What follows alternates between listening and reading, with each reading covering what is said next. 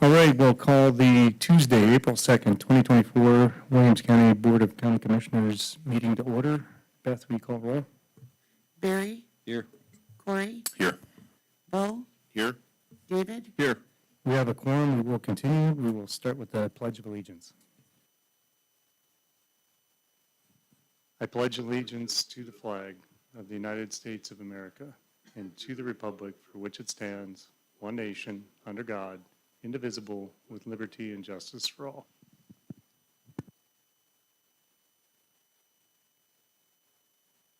Okay, we'll start with item B or C, the consent agenda. What are the wishes of the board? Motion to approve, Mr. Chairman. Is there a second? Second. Any discussion? Hearing none, Beth, roll call vote. Barry, Yes. Corey, Yes. Steve, Yes, Bo, Yes. David. Yes. motion passes.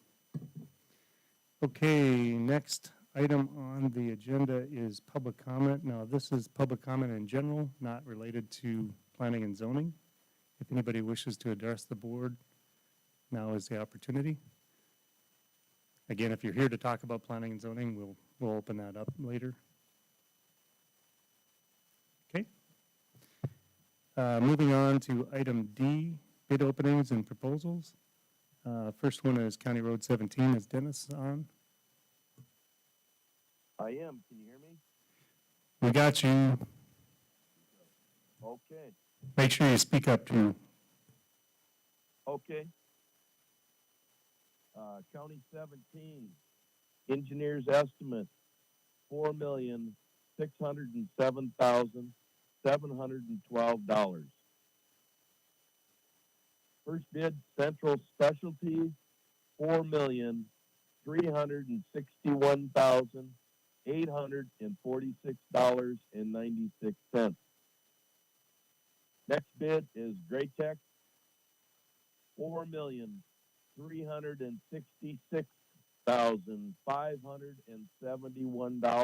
$4,366,571.37.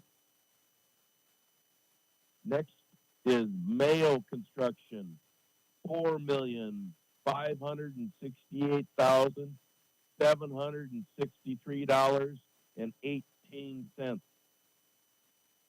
Knife River,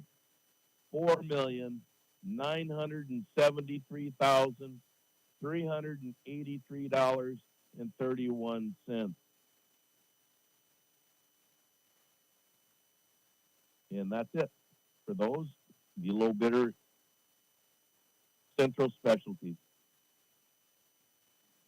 Okay. What are the wishes of the board? Move to approve Central Specialties, and if we could table it till next commission meeting for, to get the paperwork in order. Okay, for this one? Okay. Okay, so we have a motion to approve Central Specialties, but to table the decision until next meeting? No, we can approve the bid, it's just that we'll have to, wait for all the signing and all that stuff till the paperwork's Okay, finished. understood. I don't understand. Okay, let's get a, Okay, we're. What are we tabling? The signing and the, right, Dennis? You're gonna table the award till the next meeting due to, paperwork shortage. so you want to table the award until the next meeting? That's the motion? Okay, is there a second? Second. Any additional discussion? Okay.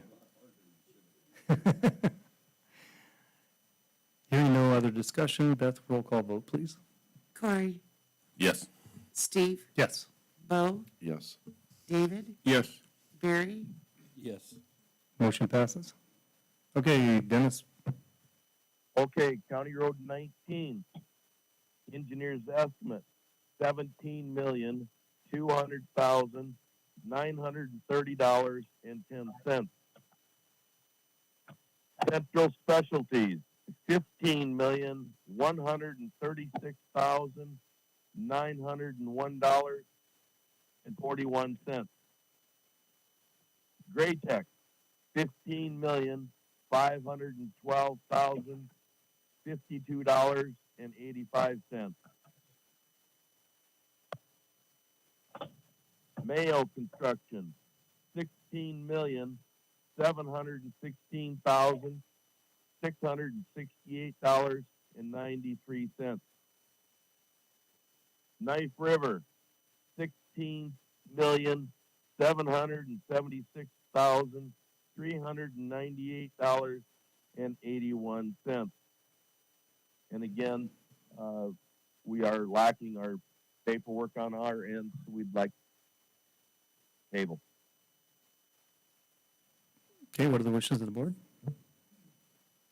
Make a motion to table it till the next meeting, till we get our paperwork. Okay, is there a second? Second. Any discussion? Hearing none, Beth, roll call vote?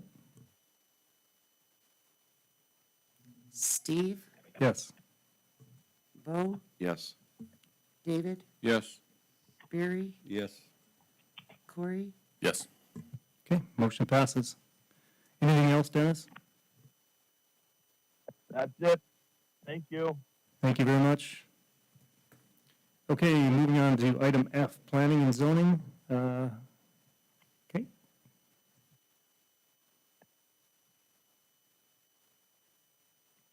Good morning, Commissioners. Michelle Haugen with Planning and Zoning.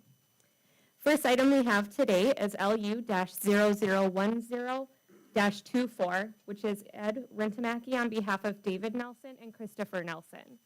They're requesting a variance for a newly created lot to remain in the agricultural zoning district that does not meet the minimum required acreage. This is located in the northeast quarter of Section 9, 15799, which is Dublin Township. We did not receive any comment back from Dublin Township on this particular project. The applicant is requesting a minor subdivision, which will create 2 lots. The parent property is the entire northeast quarter, consisting of approximately 160 acres, and is within that agricultural zoning district. The larger lot will be approximately 152.68 acres and will remain in the agricultural zoning district, while the applicant is requesting the variance for the smaller, approximately 7.49 acre lot to remain in the agricultural zoning district. The smaller lot is to encompass the saltwater disposal site that is located on the property. The county does not regulate oil and gas uses, therefore there is not one specific zoning district that works best for these sites. Rather, staff determines the best zoning district based on the size of the newly created lot and the potential use after oil and gas cease to exist. With this location being surrounded by agricultural zoning districts, if this site is no longer utilized as a saltwater disposal, it does seem fitting for it to remain in the agricultural zoning district. Access into both lots is off of 129th Avenue Northwest, which is also known as County Road 11. The minor subdivision is currently going through the review process and has been approved for Mylar contingent on the approval of this variance. The lots will be known as MS24-0006 and MS24-0007. Planning and Zoning Commission did hear this item on March 21st, 2024, and did recommend approval 8-0. okay. Mr. Rentamaki, do you have any comments? Okay. What are the wishes of the board? Mr. Chairman, I'll make a motion to approve and adhere to the 2 requests from planning and zoning recommendations. Okay, is there a second? Second. Any discussion? Okay, hearing none, Beth, roll call vote? Bo, Yes. David, Yes. Barry, Yes. Corey, Yes. Steve, Yes. Okay, motion passes. Okay, so this next one is LU-0009-24, which is Rochelle Harding on behalf of Saralon Inc. They're requesting a conditional use permit to construct a gas-to-liquid facility. Subject property is currently within the agricultural zoning district, however, has a zone change to heavy industrial contingent on a CUP approval. Hardscrabble Township did recommend undecided on this one. The applicant is requesting the conditional use permit to construct a gas-to-liquid, or GTL, facility on approximately 370 acres. The facility will consist of 2 phases. Each of the 2 phases will convert 240 million standard cubic feet per day of natural gas to approximately 24,000 barrels per day of high-value synthetic energy products. The first phase will mainly produce Group 3+ lubricant-based oils, ultra-low sulfur diesel, and naphtha. According to the applicant, these products will be produced using proven natural gas reforming and Fischer-Tropsch technologies. In the process of converting the natural gas to liquids, there will be waste heat produced that will be recovered and used to generate electrical power for the facility. In May of 2022, Saralon was approved for a zone change to heavy industrial zoning district for the subject properties. This zone change was contingent on the approval of a conditional use permit. Since that time, they have had meetings with residents, local and state entities, and emergency services. In November 2023, Saralon held an open house for residents as an opportunity to learn about the project and speak with Saralon's leadership and technical teams. Saralon is currently working on obtaining a certificate of site compatibility from the North Dakota Public Service Commission and an air permit to construct from the North Dakota Department of Environmental Quality Division of Air Quality. Access into the subject property can be taken off 42nd Street Northwest or 147th Avenue Northwest. Planning and Zoning Commission heard this item on March 21st as well and recommended approval 7-1 with the following conditions. Adhere to the Williams County zoning ordinance and subdivision regulations. Obtain an approved stormwater management plan from the Williams County Water Resource District. Work with Hardscrabble Township, Beaufort Township, Trenton Township, and Williams County Highway Department to obtain approach permits and requirements for ingress and egress access roads. Obtain all necessary state permits required for a GTL facility. Obtain all necessary building permits from the Williams County Building Division. Construction must begin within 18 months of approval. Be in compliance with all state and federal regulations. And provide a buffer strip around the site in compliance with Chapter 2-8-7.1 and any applicable CUP buffer strip requirements for gas plants within the Williams County zoning ordinance. Okay. Thank you, Michelle. I see the applicant is present, so we anticipate they will make comments. And just for everybody else that would like to make comments, you're welcome to approach. Just please state your name for the record. Present your information, and then make sure to give other people the opportunity to discuss as well. We just ask that everybody be respectful of each other, and that's it. So if the applicant would like to approach.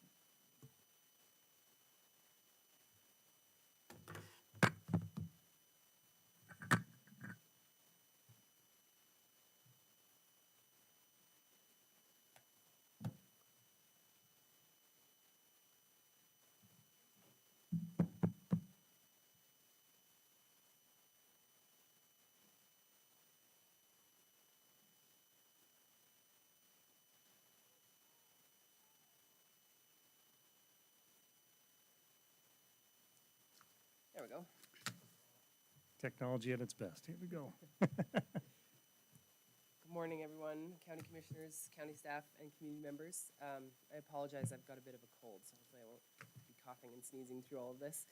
And I gave this very similar presentation a couple weeks ago to the Planning and Zoning Commission, so I apologize to everyone in the room, particularly Commissioner Ramberg, who've heard this already, but I should only take about 10 minutes.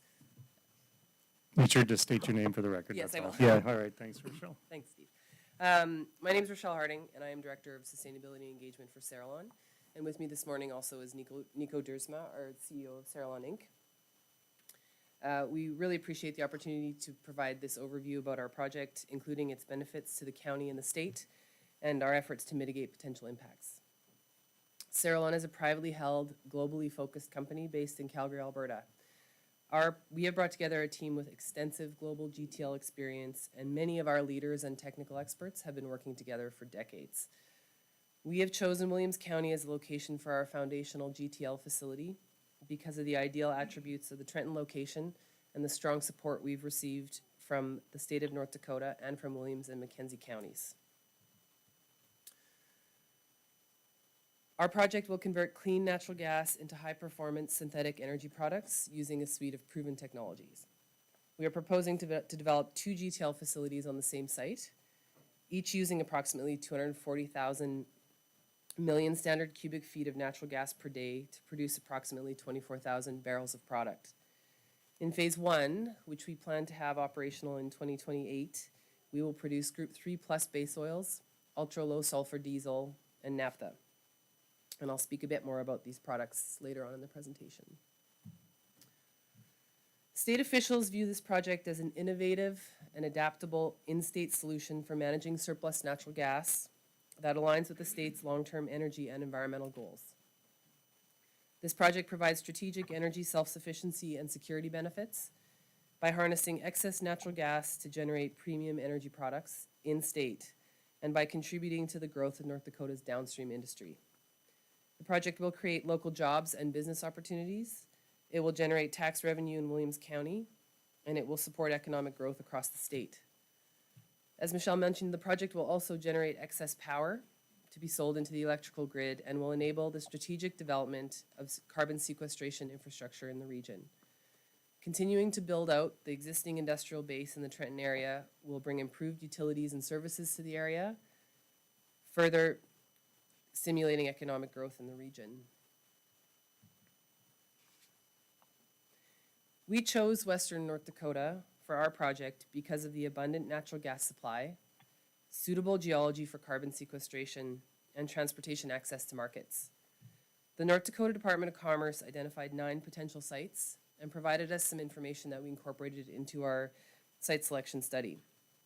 We met with local development authorities and municipal officials to evaluate their interest in this type of development, and the Trenton location was selected for a number of critical attributes, including proximity to the natural gas supply through the Northern Border Pipeline, access to rail and road loading facilities to support product shipment without the need for additional infrastructure, proximity to the Cochin Pipeline, which is a major offtake line for naphtha, access to sufficient electrical power for startup, and so that we can interconnect to the grid to supply excess electricity, and access to other utilities and services.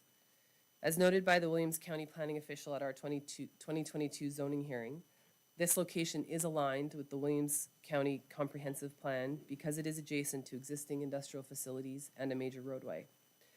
Proximity of this project to complementary facilities creates efficiency and condenses industrial development into one area. Products from the Trenton facility will be the first of this type manufactured in a facility using carbon capture on a commercial basis anywhere in the world. GTL products offer improved technical and environmental performance over their conventional counterparts.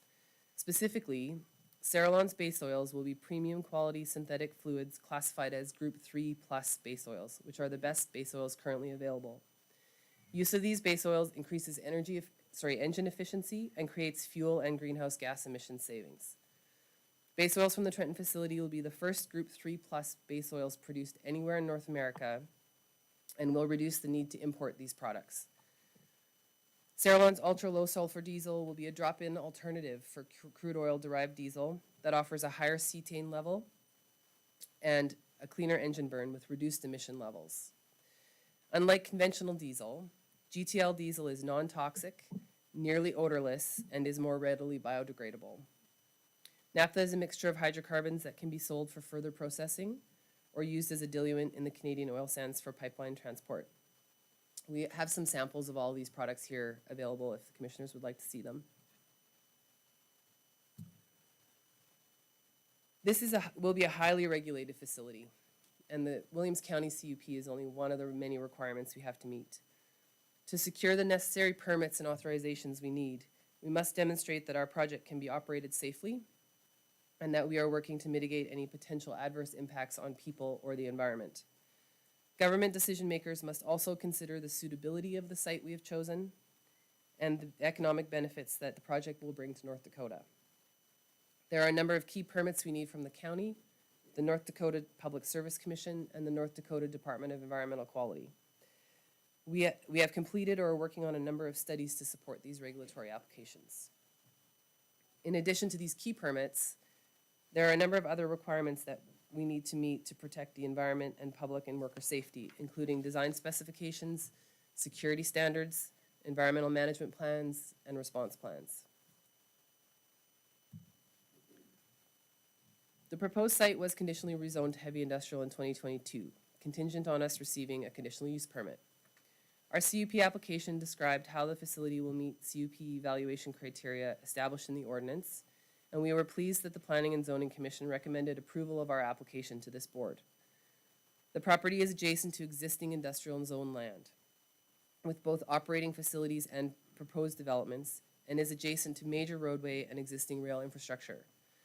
The site offers access to utilities needed by the project.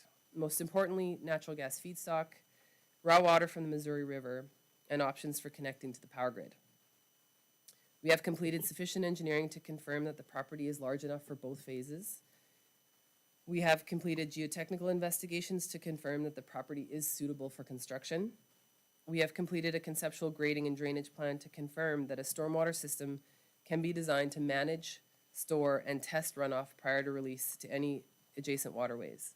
We know that stormwater is a particular interest to local landowners, and so we will be providing in-person opportunities to further discuss this topic. Saralon is able to meet the buffer strip requirement in the ordinance using a combination of soil stockpiles, trees, berms, and fencing around the property. And we have completed a traffic study that has been reviewed with the townships, county, and North Dakota Department of Transportation, which I'll talk to a bit more on the next slide. Saralon will work with the county to ensure compliance with the ordinance and the conditions of our permit prior to construction, and we will continue to discuss siting matters with local landowners.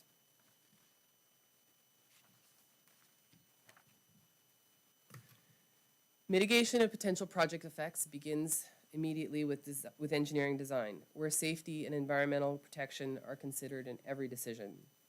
To align with our corporate sustainability principles, decisions were made early in project development to include carbon capture, to minimize water use, and to select best available emission control technology. Air emissions from the facility will be tightly regulated through the issuance of a permit to construct. To receive this permit, we must demonstrate that the project will comply with all applicable regulations, use best available control technologies, and demonstrate using modeling that emissions will not cause or contribute to poor ambient air quality. Facility will have a leak detection and repair program, a fugitive dust control plan, and a vapor recovery system to minimize emissions. It is very important to note that this facility uses clean natural gas feed and produces virtually odorless products. This is not a conventional crude refinery and will not have the odors associated with a crude refinery. Facility will generate sound, and we will work to mitigate noise to the greatest extent possible. Mitigation approaches for noise include regular maintenance of equipment, scheduling noisier construction activities during daylight hours whenever possible, enclosing loud equipment within a structure, and placing physical barriers to block sound.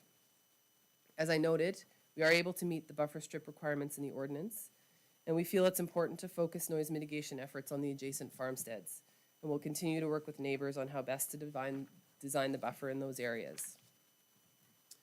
The project will be visible from adjacent farmsteads and to anyone traveling on the roadways adjacent to the site.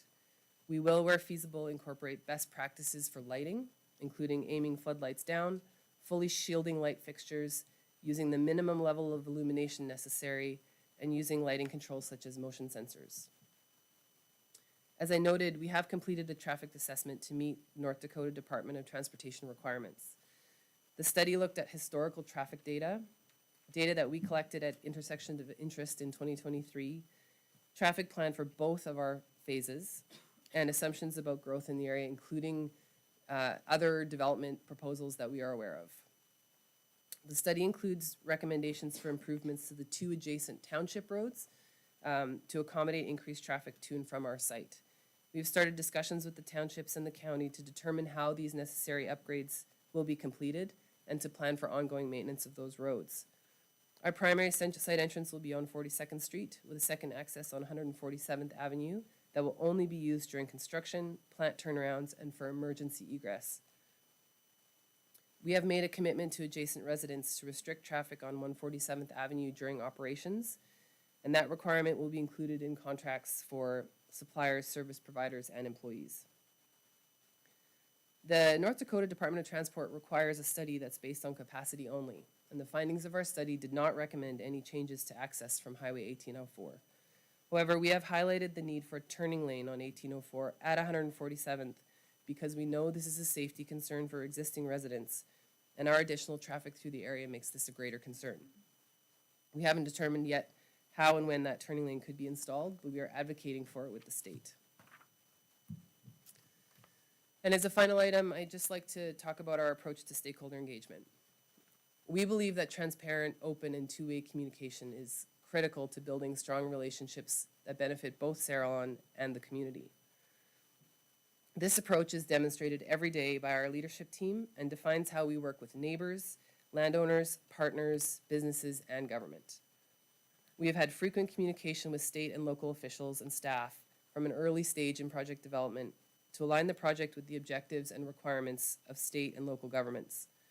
We have had multiple in-person meetings and engagements with adjacent neighbors, local landowners, and other stakeholders to provide information about the project, understand concerns, and identify ways that Sarillon can support efforts to strengthen the local community. In November of last year, we held an open house at the Trenton School, where approximately 200 community members attended to hear about the project and ask questions. At this meeting, conversations were primarily focused on employment and business opportunities and concerns about issues including air quality, noise, and traffic. We plan to be in this community for a long time and are committed to strengthening our existing relationships and building new ones. As we go through the next phase of engineering, we will continue to work closely with the most directly affected neighbors to address their concerns. This project will enhance North Dakota's natural wealth and create significant strategic benefits for the state and provide meaningful economic benefit to the local and regional community. As I noted in our hearing in front of the Planning and Zoning Commission in March, we recognize that families who live in this area are concerned about industrial development, and we are doing our best to mitigate potential impacts. We will continue to listen and address concerns as we progress the project, and I would be happy to take any questions from the commissioners at this time. Okay. I wonder if we should just open up comments and then commissioners can ask for questions specific to directed at any individual they want. So, okay, so let's open it up for comments from the public. Anybody wish to approach and express their opinions? So, thank you. Just as a reminder, just state your name for the record and then go ahead. Got it. Good morning, Commissioners. I'm Joni Slater. My family and I live on the corner of 43rd Street and 147th Avenue, so pretty close to the facility, close enough anyways. I did submit a letter for planning and zoning. I hope that you guys all read it. I know that quite a few of us did submit a letter, and there's a lot in there that I'm not going to talk about because I don't want to rehash the entire letter for you guys. I just want to state openly that I am against it going into this area just because of the closeness to the people that live there, Trenton Lake, Trenton School, all the things that you guys have probably heard in our letters. I'm not going to argue about the plant going in because it's obviously going to be beneficial. You know, we can't argue with that because it's an environmental, it's a good thing, you know, that's going to be going into this area. I'm not going to argue with the specifics and logistics about the facility because Sarillon is right there with all the answers that I can't argue with. What I can argue with that I feel like I am able to do is going to be the traffic. And that's probably one of the biggest things that you're going to hear from most of us today. I was at a meeting, kind of in the early meetings with Sarillon, and they were talking about this area and how important it was that, or how good it was, I should say, for Sarillon to go in there because of the highway. And they did say that was a 4-lane at that time, and that's what the state told them. that that was a 4-lane highway going in. They're kind of surprised to learn that it was not a 4-lane. And then the rail. So we have been to many meetings with Sarah Lawn talking about, you know, how important this facility is gonna be, how big it's gonna be, how grandiose, how exciting for the state, all that good stuff. I just feel like if that's true, then we really need to push the state to help us get this road figured out. And that's where it's gonna hopefully come down to you guys. The baseline traffic for 1804 already, before anything going in, is already scary. If you drive that road, you guys know it, we all drive it. I work in town, I drive it multiple times a day. My kids are in sports, we are on this road a lot. From Trenton Turnoff to Marley Crossing, you have trucks going on and off. There's one turn lane kind of right after the Trenton Turnoff, and that's about the only turn lane that we have off of that road. You have, you know, you get down that hill, you have people that work at TISA, you have Trenton School, everything is right off of this highway. You have people that live directly off the highway.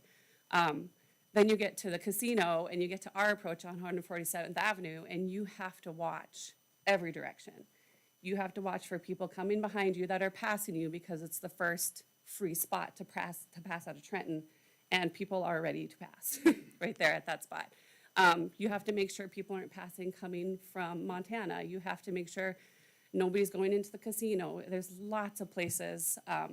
And I do appreciate them talking about putting a turning lane in there. I think that will help, but it's just kind of putting a Band-Aid on the bigger picture of that highway.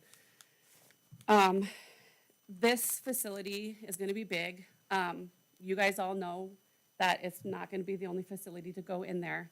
So once this gets zoned heavy industrial, it's just gonna be a landslide of things that go in after that, and then that on top of the traffic that's already happening. I just feel like that's gonna be another problem. So I feel like the only leverage that we have really to make the state accountable to get this road, I don't know, a bypass, I don't know what they can do through Trenton, is gonna be you guys and holding off on this project. I'm not gonna pretend that this isn't gonna go in, because it's gonna go in. But I just wanna make sure that it's safe for our kids. I have teenagers that are just starting to drive, and it already scares me. So I would just appreciate you guys thinking about that a little bit and taking your time before this gets zoned heavy industrial, and just make the state accountable for that road, please. Thank you. Thank you for your comments. And just as a, oh, go ahead, Commissioner Ms. Montgomery. Slater, I have a question for you, if I may, before you leave. For you and all the residents down there, do you think it would be beneficial for this board to submit a letter to the North Dakota DOT to ask them to look at reducing the speed limit farther to the west? I mean, as a temporary fix, so to speak, for now. I know, I understand, obviously, there's a lot of traffic, but would that help at all, do you think? I mean, I just feel like it's probably another Band-Aid that gets put on a bigger problem. Obviously, that would help. There's just so many people that come out of Trenton that they already don't adhere to that speed limit change and weight. So, I mean, I don't know, do you guys think it would be beneficial? Like I said, I think it's probably just a legal Band-Aid on the bigger picture, so. I don't know. I don't disagree with you, I'm just.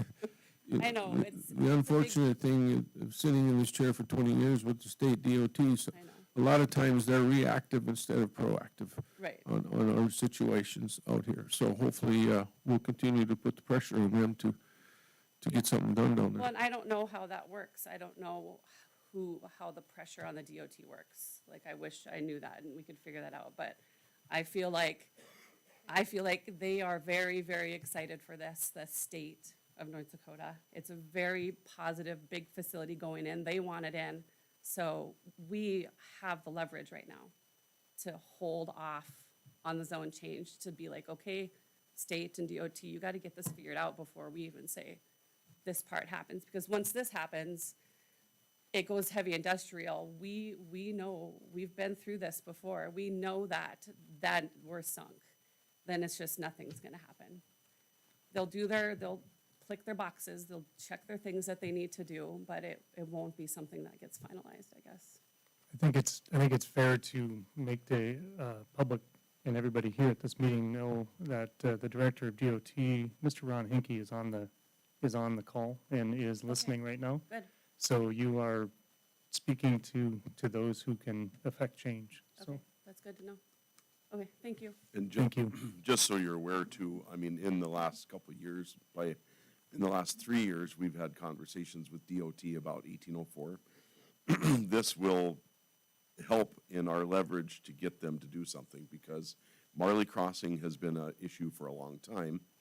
147th, in my mind, is not an access or a traffic for this facility at all, because of how that entrance and exit to 1804.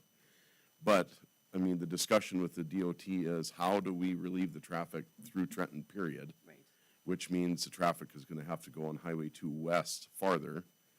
The idea has been proposed that they look for a reliever route, not only down Highway 5, which is a county highway, way out west, but someplace west of the casino, and then goes north to Highway 2, so that we get that traffic out of Trenton. It's got to get out of Trenton.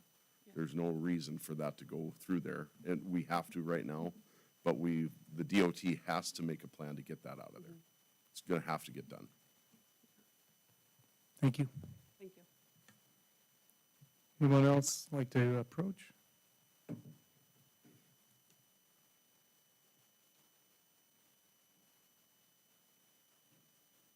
Hello. Commissioners, my name is Melissa Bierce. It's nice to see a few faces that I recognize from when I worked at Williams County quite a long time ago now. But I'm here today to express my concerns related to Saralon, and Joni and I did not meet and compare notes beforehand, I promise, although it sounds similar, so I guess you'll just see that we have similar concerns. But I live on the corner of 147th and 43rd with my husband and our 4 little ones, so we are about half a mile away from this proposed facility. And like Joni said, I think it's really easy to get caught up in like the glamour of a facility like this, with all of the, like the new and shiny technology and the possibilities of development and tax revenue. But it's also easy to skim over some of those negative impacts. And because it's my family and our neighbors that are the ones that are most greatly affected by this, that's kind of what I want to discuss today. We did submit a letter to Planning and Zoning Commission, so hopefully you're all able to read that. It outlined many of our concerns. And if I'm being really honest as well, I feel like this is kind of a futile effort. With the state's backing and the millions of dollars in loans that, excuse me, the county has already loaned to Saralon, it's clear that there's a lot of support for this project. And my hope is that you will also show support for the local constituents by doing what you can to help mitigate some of these impacts. Okay, light pollution, sound pollution, air quality, water quality, these are all things that will affect our quality of life. And as Rochelle mentioned, that Saralon is doing studies in all of these areas to see what the effects are and the mitigation. So I guess my question would be you be willing to table the approval of the CUP until the results of these studies are in, so that we can guarantee some appropriate mitigation strategies and the quality controls are put into place? Next, buffer zones. The 500-foot buffer zone that's been discussed according to county ordinances, I believe that this zone really needs to be like 100% on Saralon's property, not like, okay, the creek between Marty's house is 300 feet. I have no idea what it is, but I think that the buffer zone needs to be on Saralon's property, not on neighboring properties. And then also have some like live buffer zone, like trees, shrubs, that sort of thing. And wondering what the county will do to ensure that there are trees planted and that there's accountability to replant the trees if or when they die. And of course, traffic. Traffic and roads. Let's see. I wrote some of these things that have been said, so I'm going to skip over those. I'm kind of just wondering who is responsible for the upkeep of the roads once they're paved. Are townships equipped to do that? Will it become a county responsibility? And really what I would love to see, the Saralon property, as you can see on the map, it borders 1804. So a direct entrance to the property from 1804, I think would be a better alternative and would alleviate the traffic to local residents on that 147th Avenue. I know there's a railroad crossing, I know there's all of that.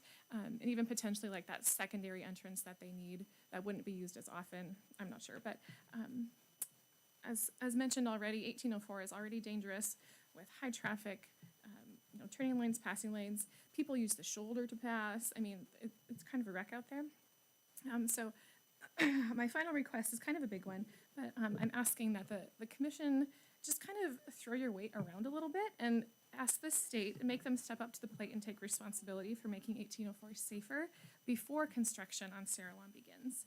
Maybe this means that bypass around Trenton that Commissioner Anderson was talking about. Maybe this means 4 lanes all the way to Montana. I don't know what the best solution is, but something needs to be done. And I don't think the state is going to see the necessity of it unless they're kind of backed into a corner a little bit because their biggest economic project is pending approval on their action. So please, in order to move this forward, require that the state address this current problem before the new facility makes it worse. So I'm going to circle back around a little bit and just reiterate that I'm opposed to the project at this proposed location because it's just too close to residential. Heavy industrial zones should never border homes. But if you choose to move forward anyways, I would just ask that you consider these requests and table the vote until more clear answers from the study results of Sarah Lawn, more clear answers from state DOT, and things like that. To answer your question, Commissioner Montgomery, I do think a reduced speed limit would be helpful, but like Joni said, it doesn't fix the problem. But when people are going 65 past the casino and there's people turning and all that sort of thing, I think that it does increase the danger with the high speed there. Thank you. Thank you very much. I'd like to ask Mr. Hinkie if he could provide comments. I know he's got a schedule conflict potentially as the day goes on. So if you were available, Mr. Hinkie, if you could make any comments or any discussion that you may have. So, Mr. Chairman, Commission members, my name is Ron Hankey. I'm the director at the DOT. I also have with me Matt Lindeman. He's our Deputy Director for Engineering, or Chief Engineer for the state. And we really don't have any comments. We are aware of the Sarah Lawn development. We have met with them several times. We're here to try to help answer any questions that you may have of us, and to share with you any programs that we have. I can tell you as far as it comes to Marley Crossing, we have submitted that for a federal grant. I think we're on our 4th round with them. We have them in for one of their grant programs now, and there's a new program that came out last couple weeks that we're going to put the same crossing in. It's through the Federal Railroad Association through FHWA, a similar grant that we were able to obtain in Grand Forks for a crossing up there. Those grants take time to apply. We've been partnering with BNSF on that to try to get a better application in, and hopefully we'll get awarded that grant when they announce it. It does take some time to get reviewed and announced. Other than that, Commission members, I'm here to answer any questions you may have about location or processes or dollars that are available to us to try to help out with this.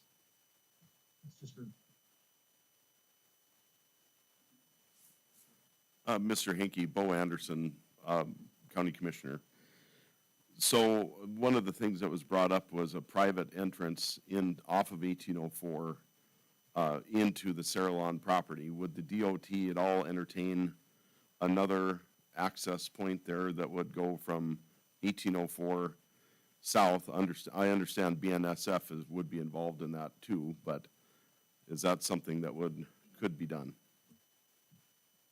So Commissioner Anderson and commission members, we can look at access points that's brought in front of us to determine if we can allow one to be installed. We do try to keep that to a minimum, as you hear from the public out there, that these access points are points of concern. But if there is a specific location, we review those all the time, and we work with our local engineers out of Williston. Joel Wilt was our district engineer, to see if we can allow another access point within this area.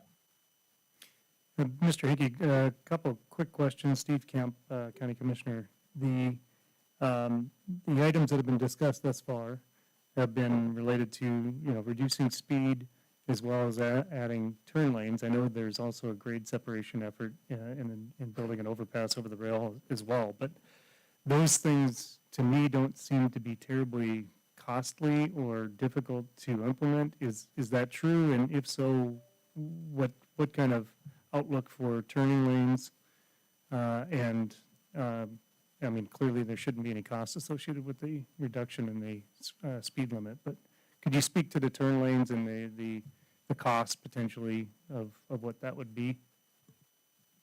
So if we're looking at turn lanes at 147th, I believe we've already done a study. Maybe the traffic needs to be updated with new information. And my understanding is through that study that was done, they didn't warrant turn lanes. Now, just because they're not warranted doesn't mean we haven't installed turn lanes in certain locations. As far as cost, I will tell you, if it's a right-hand turn lane where it's just widening on one side, I would say that a ballpark figure is that $250,000 to $300,000. If it is a left turn lane where it's like the middle of the two lanes of traffic, you're probably looking closer to triple that number for a turn lane. We've been looking at the location here just on Google, and turn lanes for southbound movement off into 147 would probably impact that casino somewhat, at least maybe the access points, because I don't think it's back far enough to where we wouldn't be impacting that, which we can work with the casino and wherever to create a new access point or try to mitigate that. But you're probably looking at turn lanes close to about $1 million. I'd say $1.2 million at this location. Okay, and where would can that funding come from anywhere? So we have federal dollars and state dollars, since this is a federal aid highway road. We have programs for safety mitigation that we can target for something like this. We could partner with the county to help pay for things. We could partner with private developers to help pay for things to get those turn lanes installed. The other thing I want to touch on is the speed reduction. If the county commission does want to send us a letter asking us to do a speed study, we will do that. But with everything with speed studies, the sign don't slow people down. It's the enforcement that does. But we can work with the county to see if a reduced speed limit would help also. So you would need a letter of support from us in order for you guys to do a speed study to determine if the speed needs to be lowered. Yeah, if you want to send us a letter asking that we do a speed study in this area, we can take it from there. This is Commissioner Hanson. I have just a question about the turn lanes still. What's the next step for that? How do we get that ball rolling? Because that doesn't sound like a huge amount of money for North Dakota DOT. So, commissioners, just like you deal with, the funds that we have available never seem to quite go as far to get everything done. We have a 4-year program that we put out where we identify projects. The first 2 years are always a little more defined, knowing that we're going to try to move forward with those. But turn lanes, we can take a look at them again. If there's a partnership that gets developed to help pay for things, that moves things up a ways. Otherwise, we have a whole list of projects where they want turn lanes and 4-lane facilities and grade crossings and everything else that we are working on. It comes down to availability of funds sometimes. And I'm sure you've all experienced the same thing we have, is the cost to do something has gone up drastically when it comes to highway improvements. So it's a funding issue for us, and if we slide this one in, that means we'll slide something else out. Mr. Hanky, this is David Montgomery, County Commissioner. What would be the timeline in your mind if Williams County was to pay for that? You're saying 1.2, say $1.5 million. If Williams County was to pay for that 100%, what's the timeline in getting that done? So if the commission decided to pay for it, we could put out an RFP to hire a consultant, working with the commission. That takes about 3 months, through the selection process that we have to follow, that's in state law. Once that's done, it's gonna take a little time to get the environmental clearance. If the right-of-way impacts are great enough that we have to purchase right-of-way or get agreements with the railroad, that takes some time. Some of those agreements with the railroads take up to 6 months to get approved. And then we could probably, with some luck, be ready to build turn lanes next construction season. Not this one, but the next one.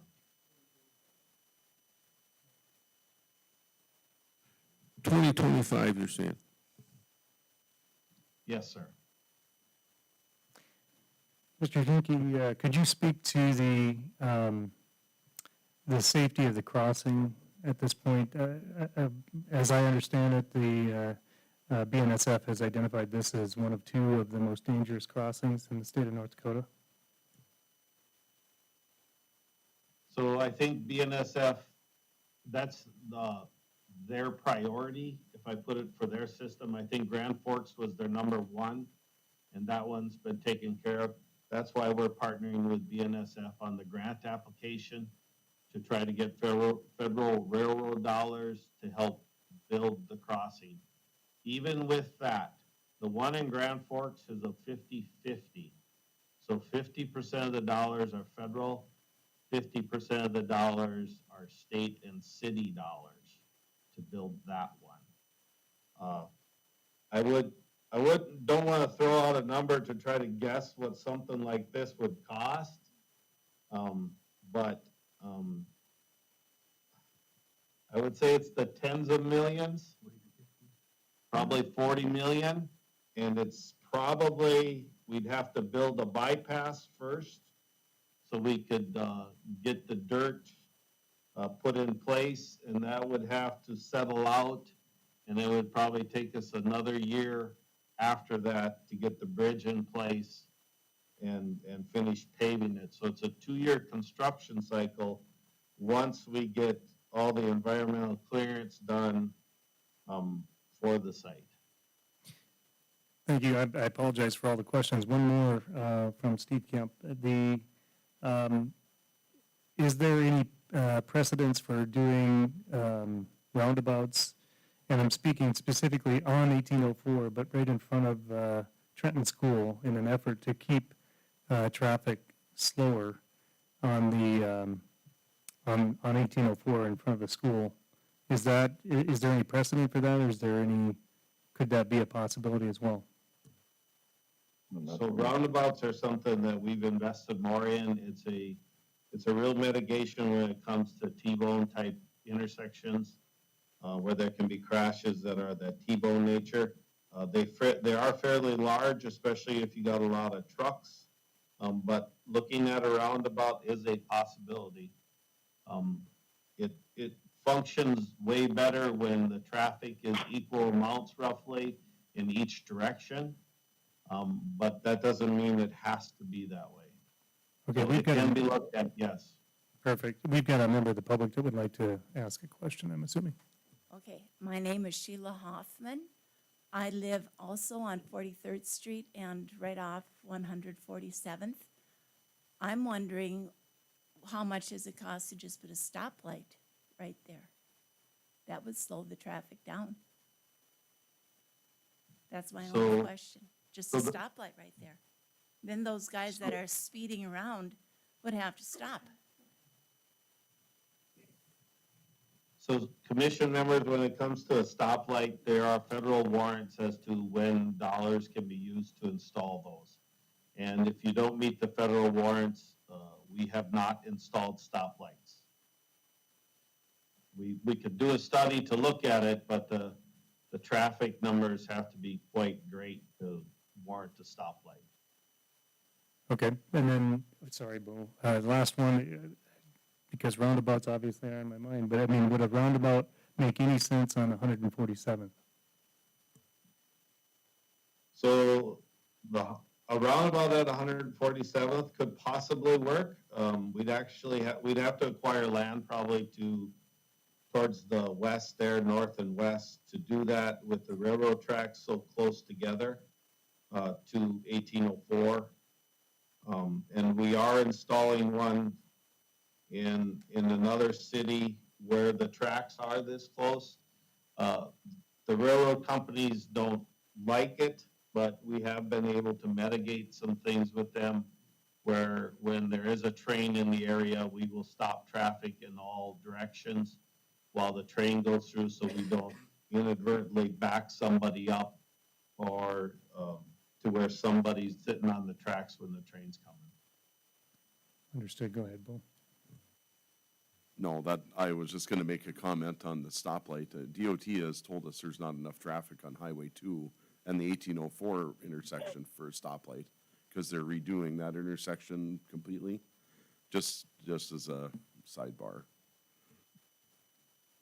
Commission members, the other thing I could offer up is if the commission wanted to ask, and maybe we've done one in the past, I'm not familiar, but you could ask for a safety study throughout this corridor, which we could holistically look at everything to see what improvements could be made, whether it's roundabouts, rapid flashing beacons, elimination of access points to minimize that, turn lanes. We did something very similar up in the Devil's Lake area up on US 2 that we're just working through with the commission up there. So that's another option. If the commission asked us to do that, we could do a safety study, and we'd probably go a fair amount of direction in either way out of Trenton to make sure we cover everything.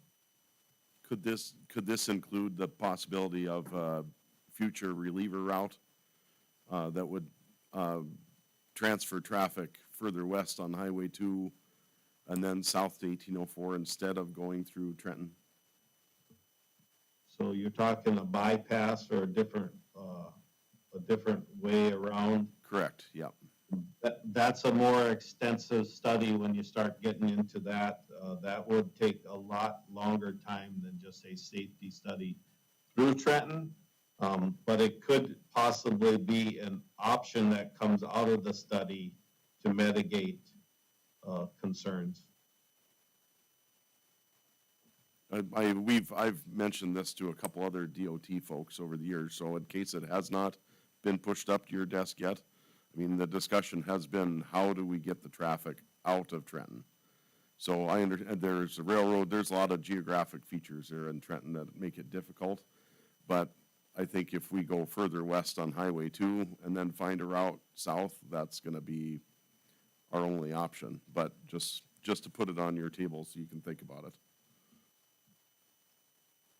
Thank you.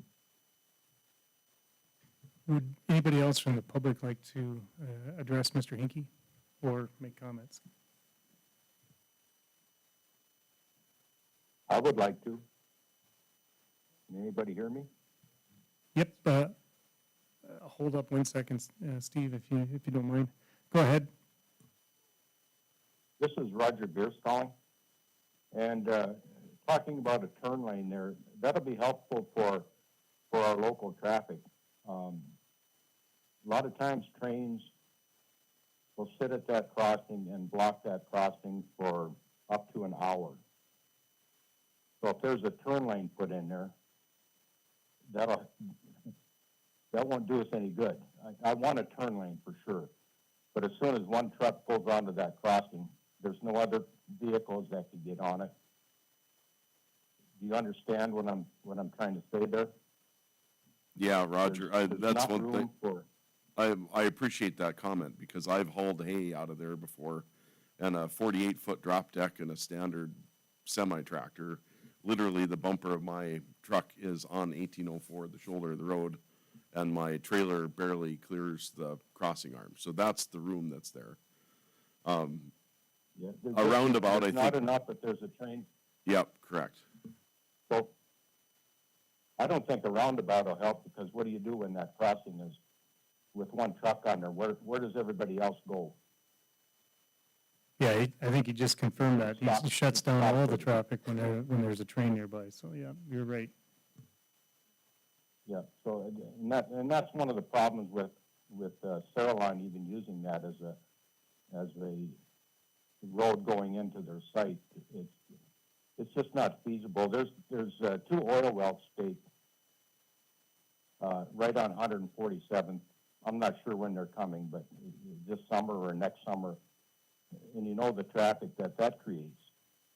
And I don't know what we're going to do with that crossing. It's just, you get 2 or 3 trucks and there's a train blocking the track. I would like to see them quit blocking the track, but they seem to just put up, especially these double long trains. They'll leave the crossing in Trenton open, but they will block our crossing, and which is, I've seen them up to an hour in there, and I don't know what you do with the traffic if that happens. So that's my comment for this go around. Okay, thank you. Go ahead, Steve. My name is Steve Mortensen. We farm and ranch there west of Williston and down into Beaufort Bottoms. And, I'm in support of the Sirlon project. The valuation that it's going to bring to this area is just tremendous, but my biggest item also is the traffic. I mean, we bring tractors and combines down through that road, and 1804, did not just get busy from Sirlon coming in here right now either. I mean, it's been a busy industrial road ever since the oil industry kicked off up here. So, I mean, we're looking like, that this project needs to pay for that. I believe the DOT should have looked at it sooner. I mean, because there is lots of trucks, we got lots of people coming from Sydney, Montana, who work in this area, and it's just something to me that where, we're paying a large amount of oil extraction tax to the state of North Dakota, that they're overlooking a lot of these details in our transportation here. And I just feel that, there needs to be some money spent down here on the roads. I need, if we can even reach into the valuations that Sirlon might bring to use those funds to build what we need, to me, that is the most important thing. But as far as what Sirlon's going to bring in the company that they've been with and working with, I think I'm just strongly in support of what they're doing. And it's unfortunate that, anybody has to live by this, but it's gotta be put someplace. But I agree with everybody on the traffic. I just think something needs to be done, even right now in the time frame. They could slow the traffic down from Trenton to the casino. All that needs to be done, because that intersection that Roger Beers was talking about is bad for anybody who makes a turn there. Thank you. Thank you. Anybody else like to come up and make any comments?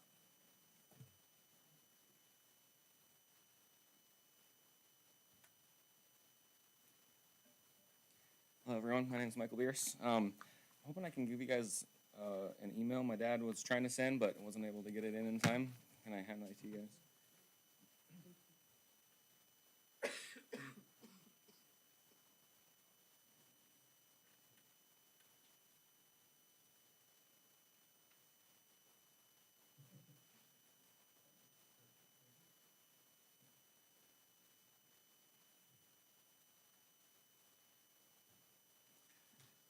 I don't have much else to add. You guys have heard of pretty much everything. But if you guys could look through this letter quick and just kind of skim through it, and a lot of it's been highlighted. Some of the things that that weren't highlighted are the concerns of water runoff, just big rain events that we get, and where's it gonna end up? Is it gonna end up in the irrigation ditches and be put on our fields, and we're farming and irrigating our fields? And yeah, that was the main one I wanted to highlight. That hasn't really been talked about yet today. I had something else to say. As far as the traffic goes, you can do all the studies you want with your strips across the road, but until you drive it, you really don't know. And so I encourage the Mr. Hinkie to come out and drive the road a couple times a day and just see for himself what it's like. I know that probably doesn't get any answers or any official studies done, but I think it should help. I think that's all I have for now. Thank you. Thank you.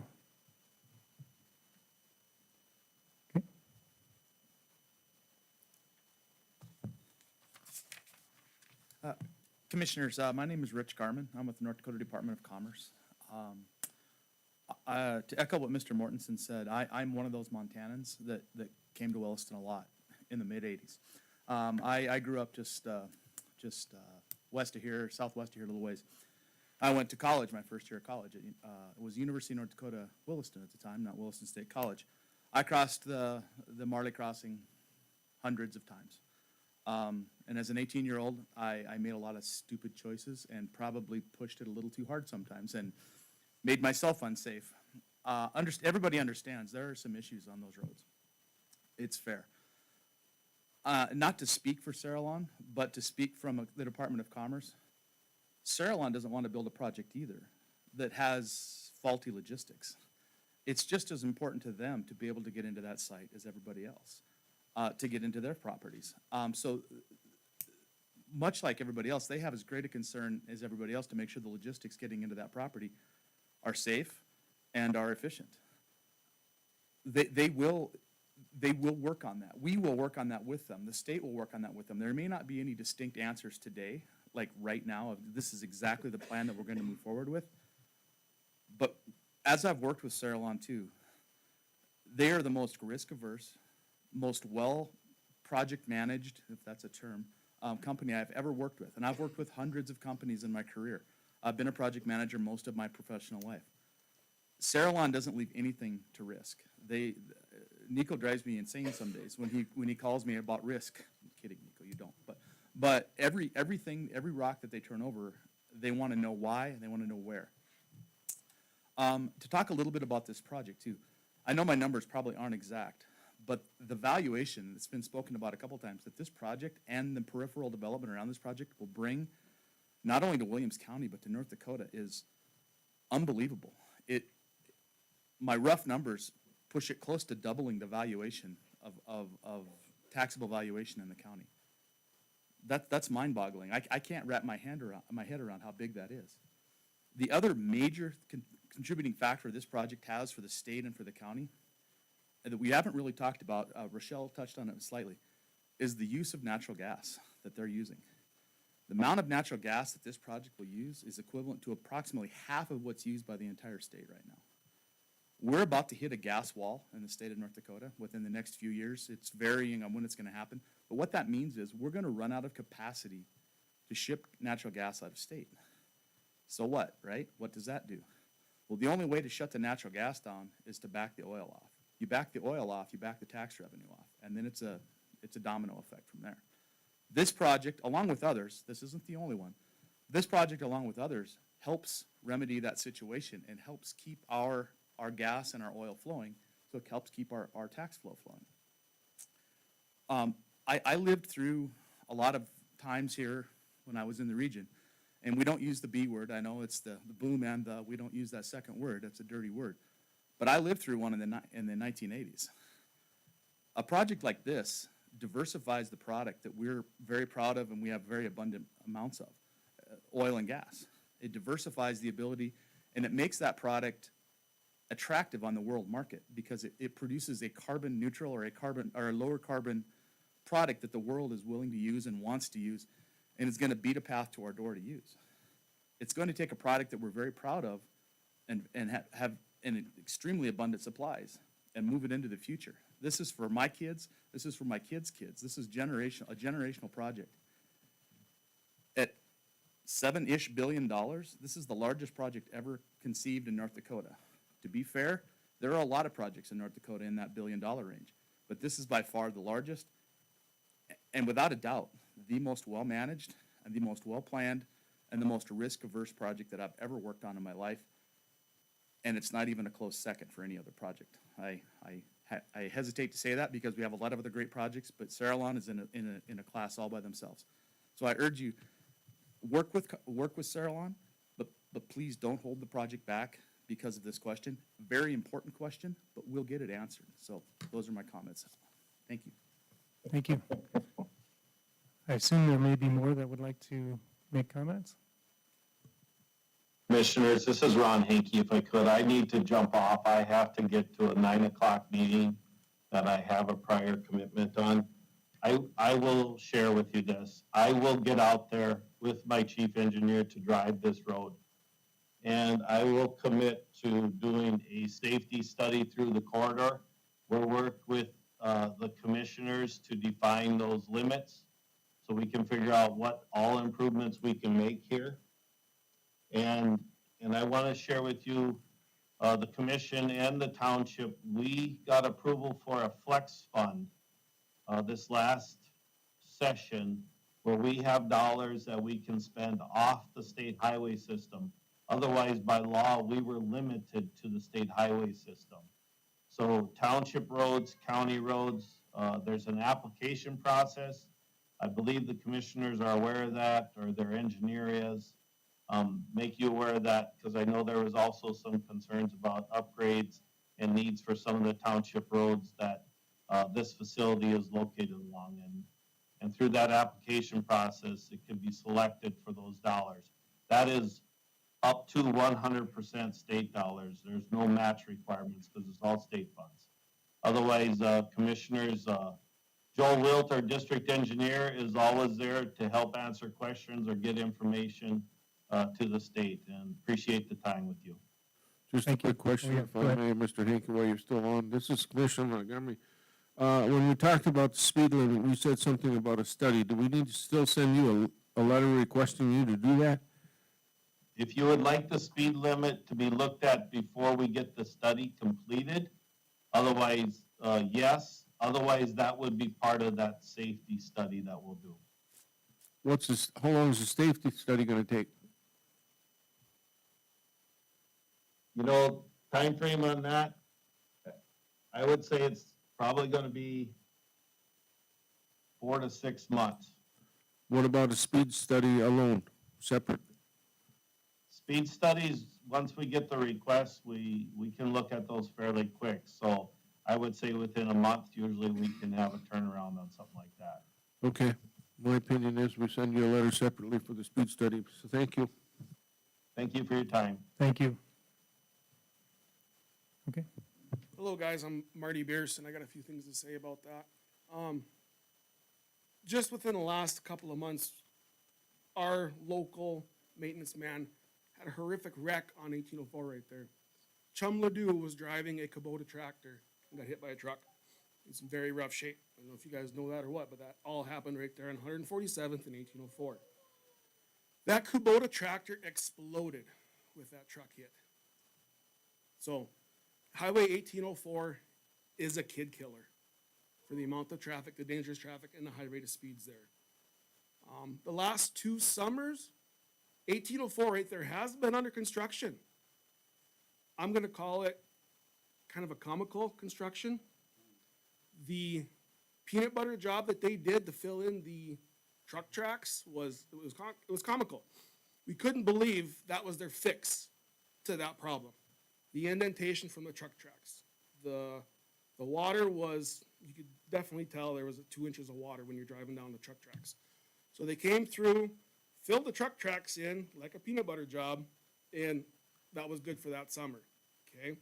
So the next summer we go around now, they did some more construction on that highway. They laid a layer of blacktop on top of all that now. They added another 3-inch lip, 4-inch lip. Well, that just made our sides of the road steeper. Coming out of Trenton, I call it the whoop-de-doos. It goes up and down. The highway has settled. Did they fix that? Nope, just paved right over that. Kind of another comical fix to their problem there. So they're late on this. They have put money in, but just not enough and not spent right, not spent correctly. Turning lanes. So as they were doing this last construction last summer, like, okay, we're finally gonna get a turning lane. They're looking at this. Nope, no turning lane. Just pave it on back. And I mean, we didn't improve nothing with that. Just made the highway easier to go faster on through there. Okay, well, it kind of could have been done 2 years ago, so it's late for this project. Needs to get done. Turning lanes, slow down the traffic, that's all gonna help. Okay. What else? The location of this rezoning on their maps is awful close to the residential. Awful close. And I submitted some pictures of Debbie Bierce's house, my mother's. The first meeting, the planning and zoning meeting, those photos did not make the time. My photos, but they're on the packet now. Take a look at those and you'll just see how close they are on my photos. The county's photos or Saralon's photos, the packet didn't get uploaded on their side, so their photos did not show Debbie's property. I don't know why, but it shows you how close that is. One of the concerns is their burner tower. Rochelle may know the exact footage, but it's over 150 feet tall up in the air, tall as a derrick. That tower is 66 feet from the property line, and then it's to my mom's property. They're saying it's 500 feet from her house and it should be fine. That is total bogus.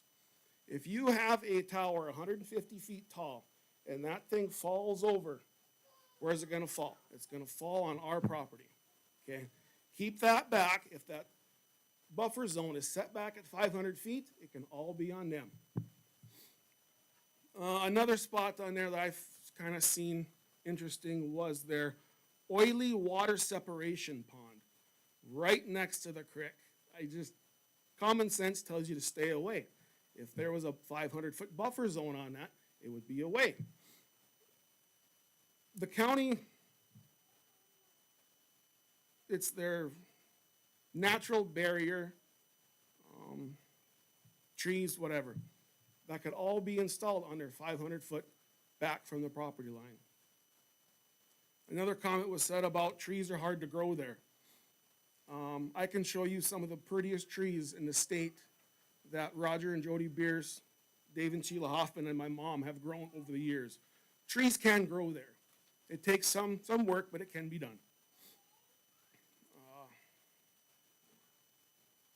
What else? Okay. On their proposed entrance off of 147th to their site is right in line with the hill. Horrible spot to be turning on and off of 147th onto their proposed entrance. Why? Because it's looking right uphill. Traffic on that road can go anywhere from 30 to 60 mile an hour on that road. And having an approach facing a hill is common sense. You shouldn't do that. Coming out of their approach, their headlights, where are their headlights going to shine? Right into the Johnswood residence. Constantly shining their headlights. Another bad idea. What else? Okay, some of their ground that they have scheduled for tanks, I've seen it underwater. When 8 Mile's going with ice chunk has plugged our creek, and that water does back up where some of their tanks are proposed. Once again, a bad idea.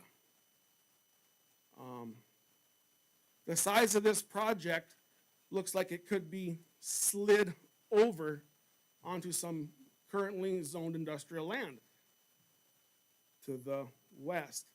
That would get it away from the residential housing and over on that. But Mr. Kemp, I'm thinking you have your eye on that chunk of property, and I believe that's a conflict of interest. Nope, I don't. No, okay.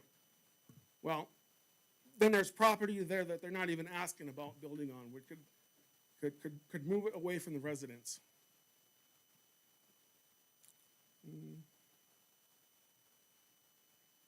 awful close, you know, with their towers, and there's no buffer strip. Once they said, every tree we remove, we're gonna plant some. And on their plan, I haven't seen anything where they're gonna have trees located for a buffer strip. So, I don't know, that's about it for now, so, thanks, guys. Thank you. Anybody else want to speak? What's that?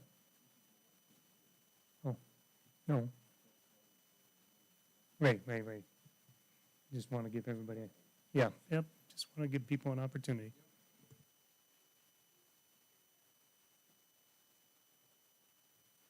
All right, if I. I would say have a something- few yeah, more Michael Bierce comments again. if I could. I hear voices. You want your dad to go first? If he can wait a little bit. Okay. You know, he's trying to be retired right now, so poor guy's gotta get up early for this. But there's so many unknowns in this project, and I just think, as it's been said before, I think you guys should table it until we know some more about what's going on, get the roads figured out. I was thinking about turning off onto 147th there. I've used the left-hand lane as a turning lane multiple times. I'd say more often than not, I use that as a turn lane. So I just think through all this. I say table it if my opinion's worth anything to you guys. But that's all I have to say. Thank you. Thank you. Okay. Oh, yeah, Roger, go ahead, sorry. Okay, thank you, Steve. One of the questions I have for Saralon is their holding pit. I think, I haven't seen the maps lately, and I missed the Trenton one and everything, so. But that pit will be down below the Ani residence from what I understand. And we've got a water table there that's pretty close to the surface. We have, our water in that area is super water. Our aquifer, we're 30 feet from water. Water's is good to drink. It's good household water. We can irrigate our lawns with it. It's just super water, and I would like some assurances that water will continue to be fine in that aquifer. I would suggest water samples taken before and even during the construction phase to make sure that we don't have any contaminants in that water zone. And I am certainly concerned about the runoff. Right now, all that water drains into, quite a bit of it drains into our irrigation canal. And I know they'll have to do something different there. 380 some acres of a 3-inch rain, if it doesn't soak into the ground, causes some big problems. And it's not just the 380 acres, it's the extra 250 acres that is on Savage property. All of that's going to have to drain through there, and I think their storm retention pond, or whatever it's going to be called, has to be able to handle a 3 to 4 inch rain. Otherwise, it's going to go across land in our valley, our irrigation canal, and all that thing, all that. And maybe they've probably got something in plan for all that, but I'm real concerned what happens if it isn't enough. If we get a 3-inch rain and it overspills their retention pond, where does it go, and what's the litigation problems there of flooding some of that land in that area? 8 Mile Creek does not handle a lot of water without flooding. And if the water's high in the summer, June rays or something like that, there's no place for that water to go except on privately owned irrigated land. So that was a concern. I'm real concerned about Debbie's house. You paved that road, and I would love to have that road paved. It would really be nice. And if they do that, it needs to be at the same weight limit that 1804 and Highway 2, so we're not limited with coming out of there with our trucks full of grain and and so on. You get trucks coming down, and if it's a pavement, they're going to have their jakes on to slow down at Debbie's house. And I don't know if Debbie's going to get any peace and quiet at her house at all. And as soon as they turn the corner to get on 147 from Saralon's approach, those guys will start going through their gears. And you know what it's like when you're next to a truck and they start going through their gears to get up to speed. She's just not going to have a quiet time in her for a long time. And in closing, I'd like to say I would like to see 147th not paved and not used as an entrance point to their land. I think they can reroute everything to 42nd Street. That's my thoughts. Okay, I think you had. Thank you for listening to me. You bet, Roger. I think you had questions directed at Saralon, so I think it'd be appropriate to answer. Okay, fine. Hi, Roger. It's Rochelle here. We just finished our grading and drainage plan, so I've seen the preliminary drawings, and I do plan to come down here and walk through that with you next time I'm around. I can bring the drawings to your house and we can go over them, as well as any other neighbors who are interested. The grading plan, it's pretty typical to design for a facility this big. We know that we need to manage stormwater on site. I cannot recall, sorry, off the top of my head, the return period that they're looking at, but our engineers are sensitive to the fact that there's increased major weather events happening, and that's likely to increase over the lifespan of our facilities. So they are planning for a very high return period on the rainfall amount that stormwater pond is designed for.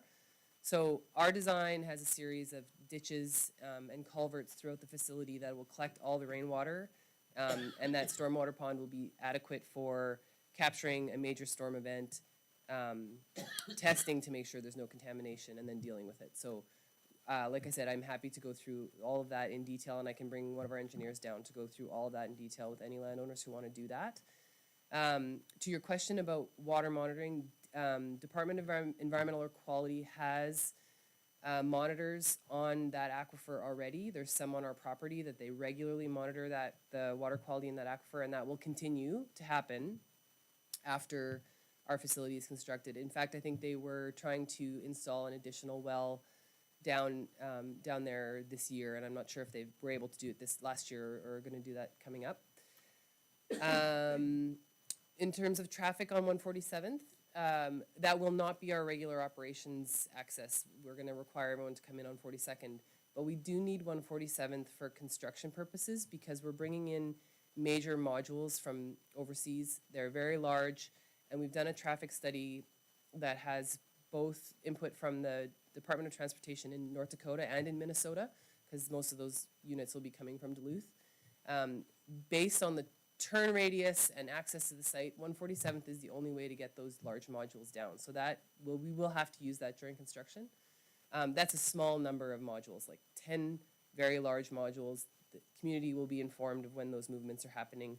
And then some smaller modules that'll also come from, I believe, Texas and Alberta. So we are very sensitive to that 147th issue, and we won't be using that as our regular access, but we will need it during construction. Roger, was there anything else I didn't address? Anything else? Is Saralon going to build the roads and do the pavement, or is the county, or is the state? So we're working with... And who will maintain roads? Yeah, so I know that that's an issue and that the townships aren't very well equipped right now to manage maintenance of those roads. We are talking to the county and the townships about how to do that. We don't have a plan yet, but we will get a plan in place long before construction. And I can keep you guys informed. Another question. Yes, 42nd Street was paved for Savage Industries, and Savage, I think they did all the work on that. Yeah, and but they turned the road back, to the township, and I understand that the county didn't step up to help with that road at all. And I think the county should have taken over that road once, Savage abandoned it. We can't take over a township road. The township has to request that we take it over, and so far that has not happened to the best of my knowledge, so. So who will do this road if, in the future, who's gonna, if there's a 10-year plan for Saralon to get out of that road, quit maintaining it, who does that fall on?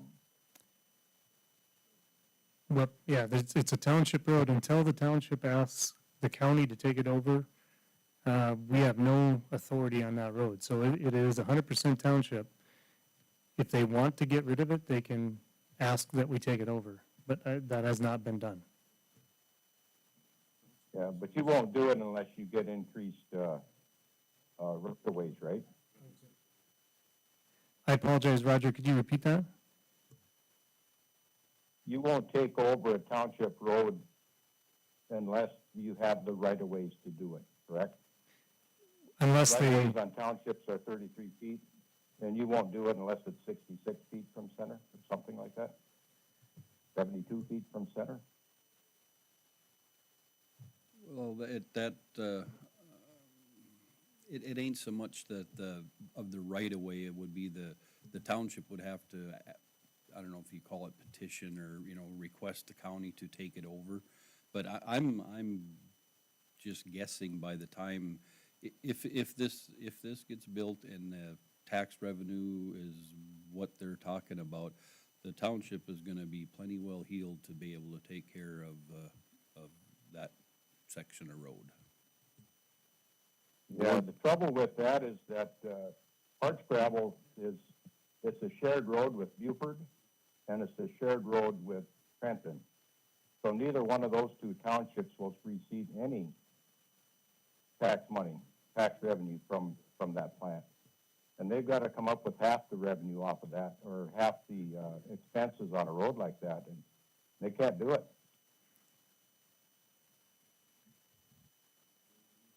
Then they need to request to the county to take the road over.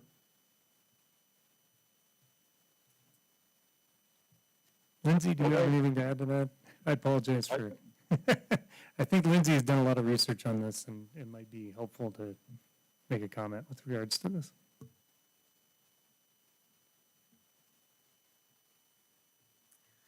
Lindsay Harriman, Community Engagement Coordinator for Williams County. Over the past, probably year and a half, 2 years, we have been working a lot with both Saralon and all three townships. So as it's been noted, both roads are shared township roads. On the note of what to do, essentially there's a lot of parties that have to be in agreement. They have to be in agreement to, if they want to turn it over to the county, if they want to pave it, how much they want to pave it, who is going to maintain it, when they pave it. Those are all things that we've been continually working through on a rather frequent basis. We've also all been working together on funding sources for it, including some possible federal opportunities. But again, we can't apply for any funding unless everyone has a plan that's together. A pivotal part of all of that also is a discussion with the intersections of 1804. Because any improvements on the township roads also kind of have a reliance on possible improvements on 1804. So both between the planning and zoning meeting and today's meeting and the comments had are all important parts of figuring out what exactly to do with those roads from the paving perspective, maintenance perspective, long-term perspective, all of those pieces. So we're trying, but there's a lot to come into agreement on to be able to move forward. Perfect, thank you.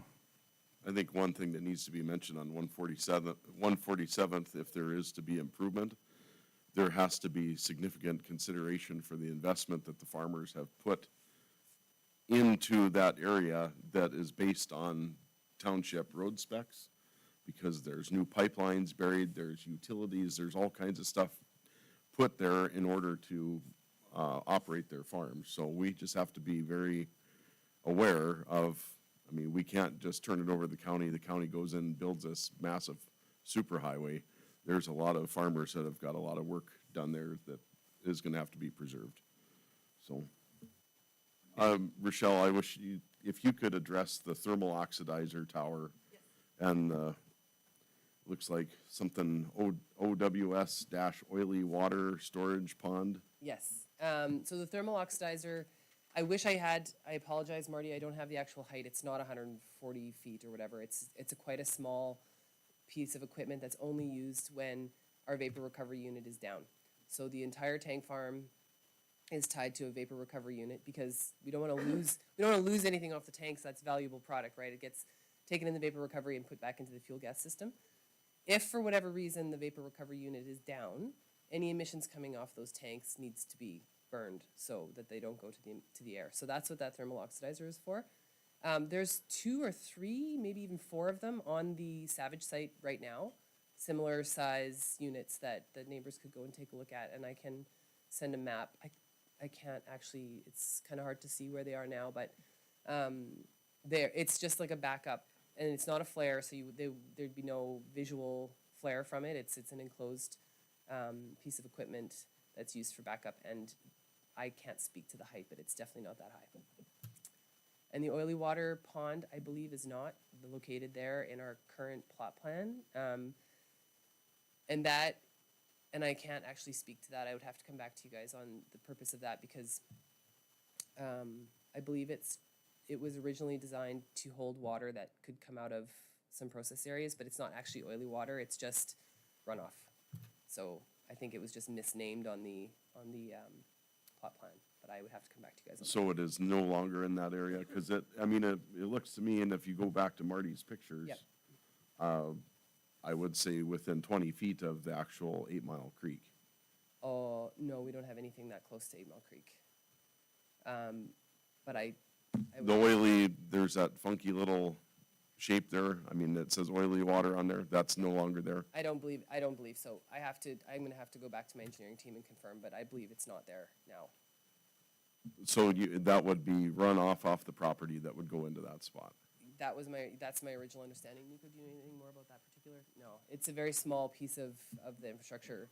But our stormwater now is not going there. Our stormwater is going to the south, as Roger mentioned. You can also see that on that. Yeah. Yeah.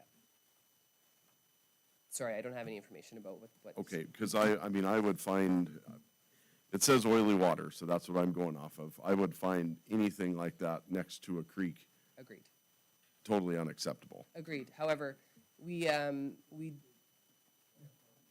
do need to have spill prevention and countermeasure program in place, and nothing contaminated that's on our site can get off of our site. So everything that could potentially contain contaminated water has to be lined.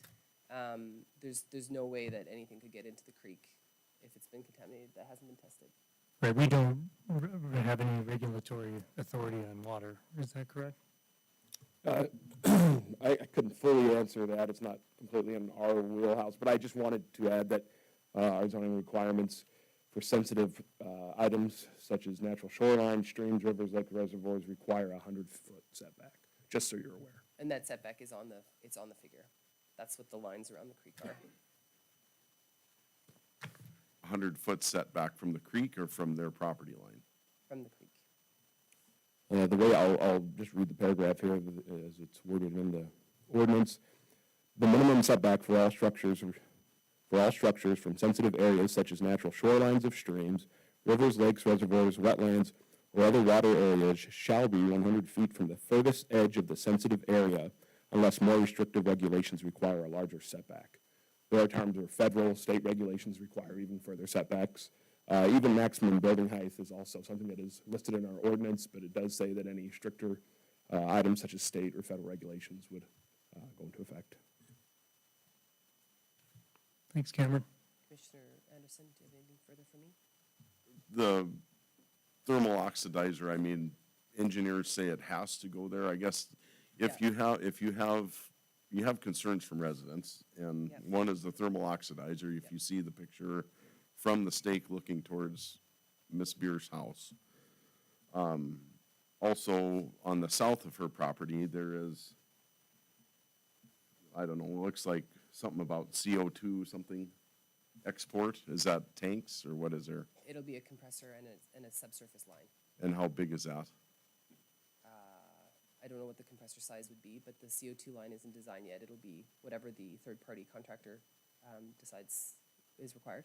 Okay, and I mean, obviously, you've stood on that property line, because it's between, Ms. Beer's house and the Ani house, correct? Yeah.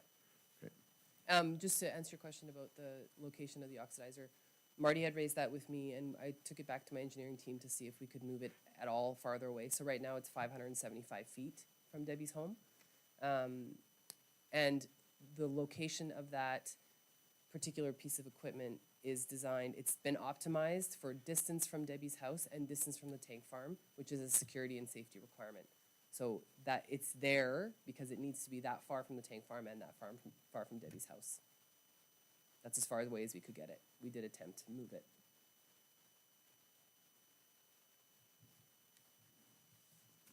Thank you. Come on up, Nico. I just want to add a little bit of context as well. Nico Diersma. When we do the design of a facility like this, we're looking at all the requirements, and that means explosion circles, it means all the different requirements to make sure that it's compliant with that. So we've actually got tough set, from insurance requirement in to make sure that we would comply not just with the regulatory requirements, but also, global standards of what is required. And that has been designed in how we set it up, how we looked at the different, spectrum of items when we design something like this. So even when we look at, all the request, all of it will be in compliance with either the DOT, EQ, and, other standards to make sure that it's properly done. So I just want to leave, that it's not as if there are stuff that is going to be addressed in a haphazard way. It will go through the process of being mitigated, being reviewed, and then addressed in a proper fashion. Thank you. Thank you. It reminds me of when we discussed the secure energy request for the radioactive disposal. We aren't supposed to be the experts on radioactivity, and there are other regulatory entities that are going to address the things that are necessary from a safety and environment perspective. So I have to remind myself that this is what we're here to address, is this an industrial or a good use for a conditional use permit in this location? We're not the experts on water, we're not the experts on air quality. We unfortunately don't have any control over 1804. So we can't, we have no control over that. We can certainly press hard, nor do we have control over the township roads. So we're left with what we have that our authority is wrapped around. With that, if there aren't any other comments from the community at large here, I would like to turn this over to the board.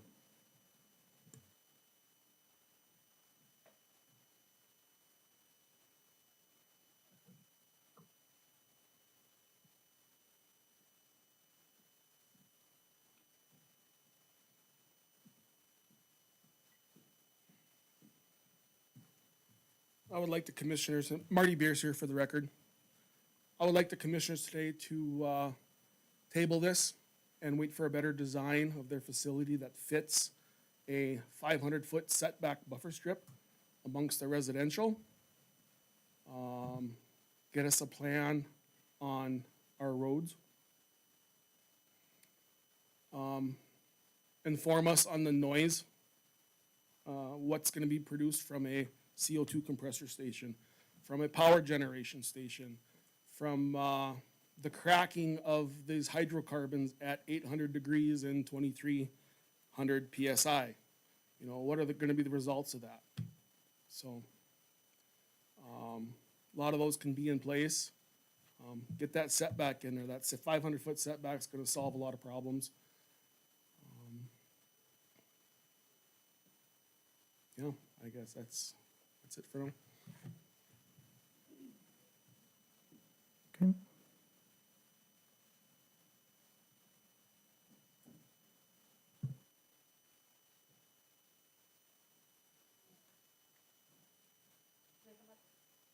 Sure. Joni Slater, for the record. I just kind of want to comment on your comment, Mr. Kemp. I understand that you guys as a commissioner, as a group, you know, you're not experts in these things. We're not experts in these things. You have a big company coming at you guys, full of statistics, full of research, full of all this stuff. And you have another side coming at you that are people that just live here. We can't come with you with stats. We can't come with you with everything, that they come with. But I just want to make sure that you guys are getting both sides of this, because it's a huge deal. I mean, this is a huge deal. Once this gets approved, it's gonna just be, like I said, Pandora's box. So I understand that you guys only have to take certain parts because you guys are listening to experts, but like I said, we don't have experts on our side. So please just listen to what we're saying and, you know, get these setbacks, get this traffic stuff figured out before you guys approve. Thank you. Thank you.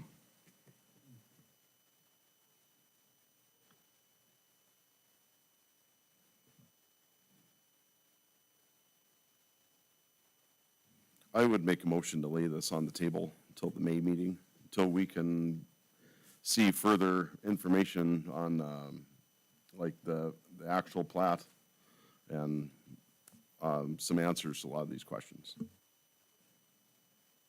We have a motion. Is there a second?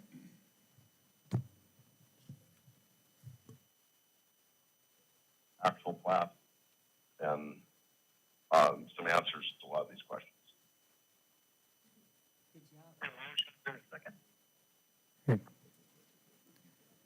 Yeah, we just feedback in the mic, yeah.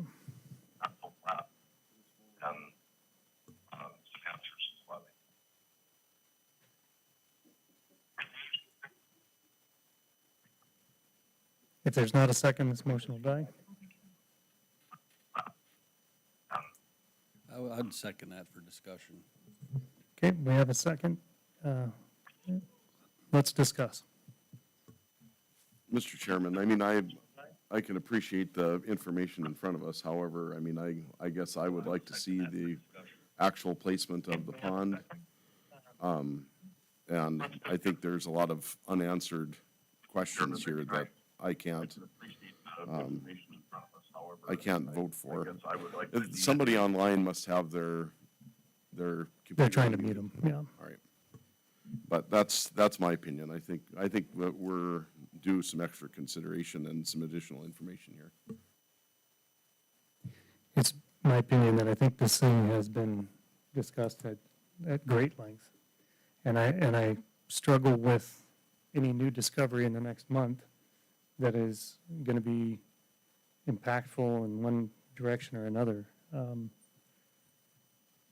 I feel it as, again, it's our responsibility to look at the land use and is this compatible with the area that it's in? And that other very important permitting entities still have to weigh in on this. So that's where I'm at. That's my. That was gonna be my point is we're looking at a CUP for land use. All the other state entities that are gonna weigh in after this, this is just the first small step.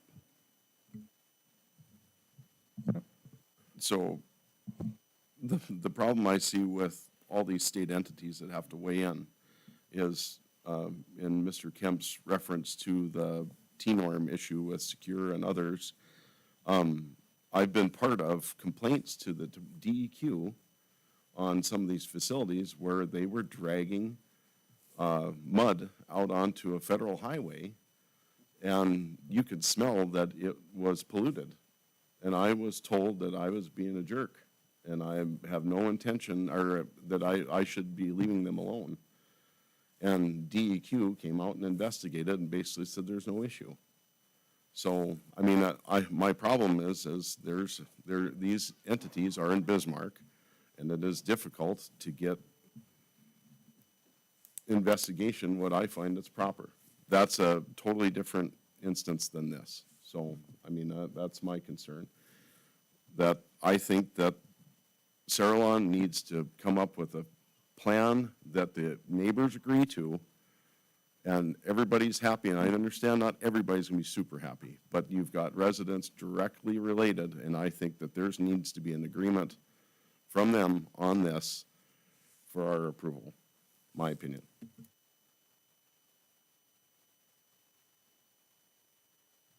Any further discussion? Hearing none, Beth, roll call vote. David, Read the motion again, please.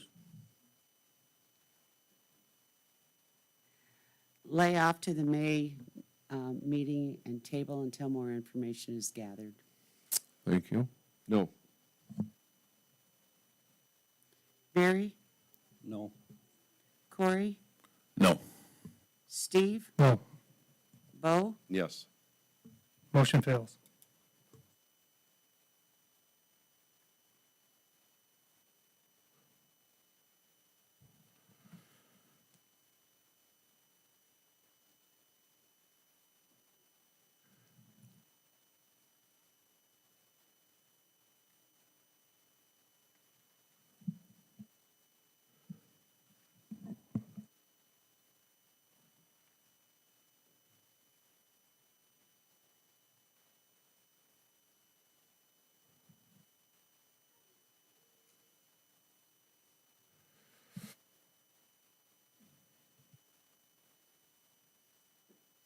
Mr. Chairman, I guess there's no other way to go with this, but for,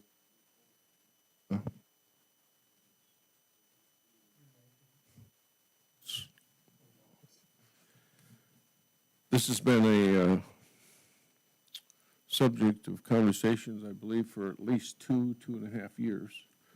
And I guess, in my opinion, it boils down to having trust and faith in the system, whether it's state, federal, or local. And I firmly believe that I think Saralon is open to continuing discussions with the residents down there and do everything that they can possible to make things right. I mean, obviously, as you stated, Mr. Anderson, there's winners and there's losers in everything. And so having said that, I'm going to make a motion that we follow the recommendations of planning and zoning and approve this with the 8 recommendations that planning and zoning suggested. We have a motion. Is there a second?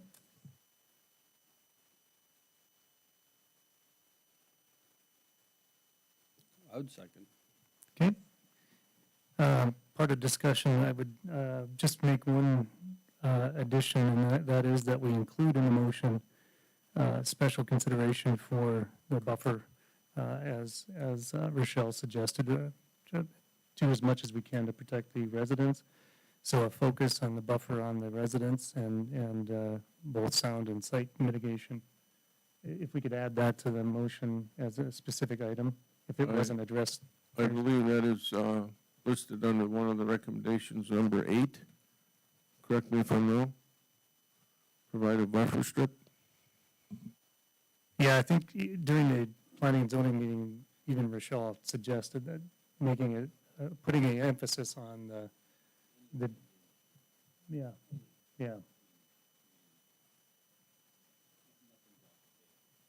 Right, and with a focus of protecting the residents as best as possible. I think that was the only, is there a better way to say that, Rochelle? That you, I mean, I don't want to misspeak for you when you asked for it at the other meeting. That's why I'm asking. I think at the planning and zoning meeting, there was, we didn't land on a final design, and I had stated that, like, we need to work with the neighbors and the county, and as we finish engineering, to make sure that we do that properly, and that my preference is that we spend our effort and attention primarily on the rural residential parcels adjacent to us, because that is where it's most impactful for us to spend money on that buffer and make sure it's right. Thank you. Okay. So I don't know if there's anything that needs to be corrected or amended. You're I good will with, certainly amend it if it has to. I mean, if it needs to be changed, I don't. Cameron, would you weigh in on that? Yeah, so we've been in discussion with Sarah Lawn about the buffer strip requirements in the ordinance. With the heavy industrial district and the requirement for a CUP, it does require that a buffer plan be approved by this board, not by staff administratively. However, a buffer plan is spelled out very distinctly in the ordinance, but we do realize that with the size of this project, some of the concerns of the residents, it's not a one-size-fit-all, and that may not be the most appropriate. So as Rochelle had already touched on, my recommendation is they continue to work with the property owners who are closest to their project to find a plan that would work best to come back in front of the board for either a CUP amendment or a variance to focus just on those properties and the rest of the property as well, but. Okay, once so there that- is another step to this that we can approve the buffer If they're plan. not able to meet the spelled out requirements in the ordinance, which will be tough to satisfy some of these neighbors, then yes, they would need to come back in front of the board just to tweak it a little bit, because I cannot approve those administratively. Okay. We had talked about speed limit. Does that need to be in this, or is that something we want to do? I would assume that, I was looking at addressing that separately. Okay, and that's fine. I just wanted to make sure that didn't get lost in the shuffle along with the turning lanes. Good point. Any other discussion? Mr. Chairman. So I guess in this discussion, I just want to stress to the Saralon folks that the people that you're dealing with around obviously are farmers and they're tied to the land. So this is not just something that they came and purchased and got a couple days ago. I mean, we're talking generations of property ownership. And they're using generations of an asset to make their living. And farms and ranches are somewhat different in how they operate. I mean, we're all a business. However, the legacy of the land is the intention to go on to the next generation. So they have made significant investment in their property in order to make a living and to last generation after generation. So please be considerate that their investment to their generational asset is not unvalued.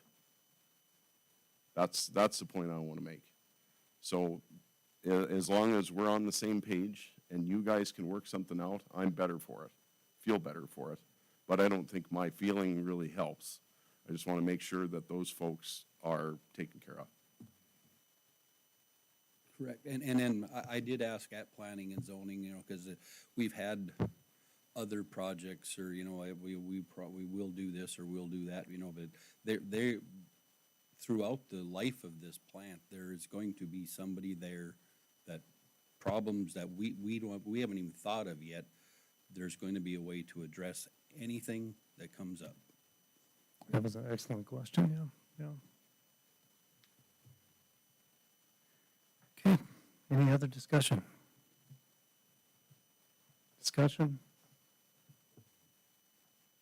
Okay, roll call vote, Beth? Barry, Yes. Corey, Yes. Steve, Yes. Bo, No. David, Yes. Okay, motion passes. Okay, Can we address the? Oh, yes, while please we're do. Still on this, please do. the letter to the state DOT to reduce the speed limit? Please do.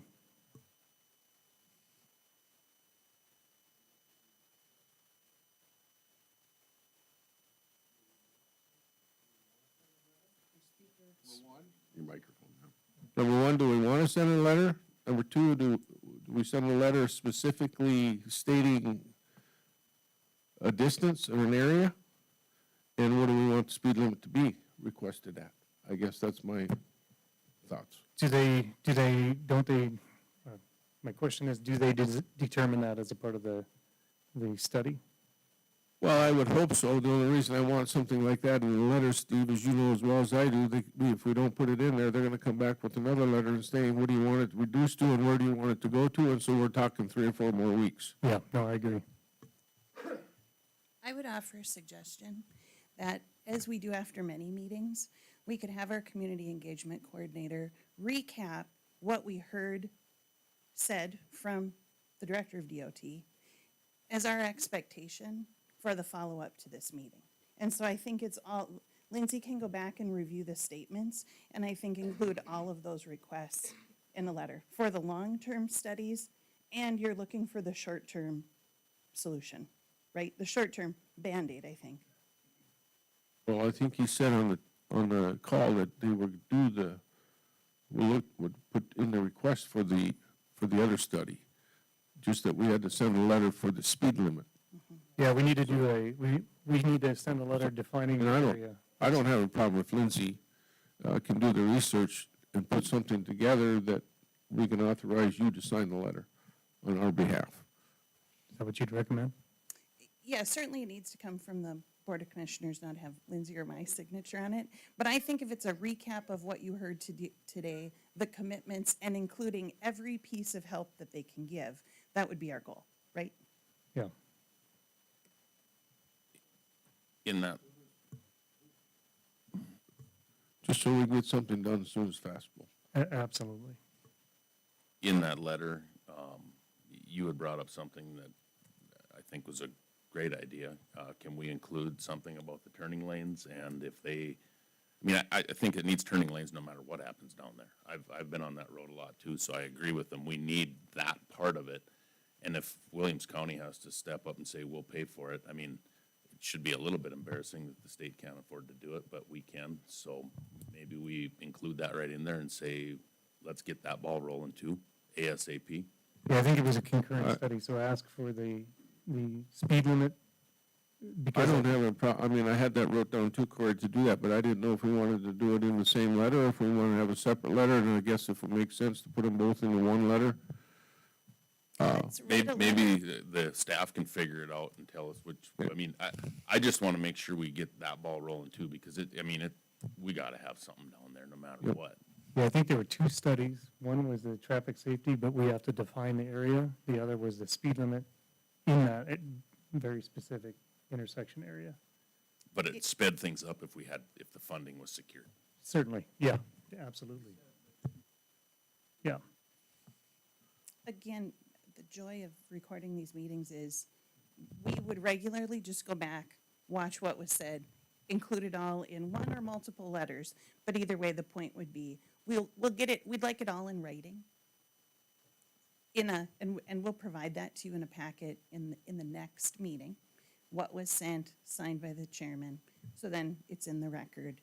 We just want to continue to keep our foot on the gas, I think is the point, right? Yeah.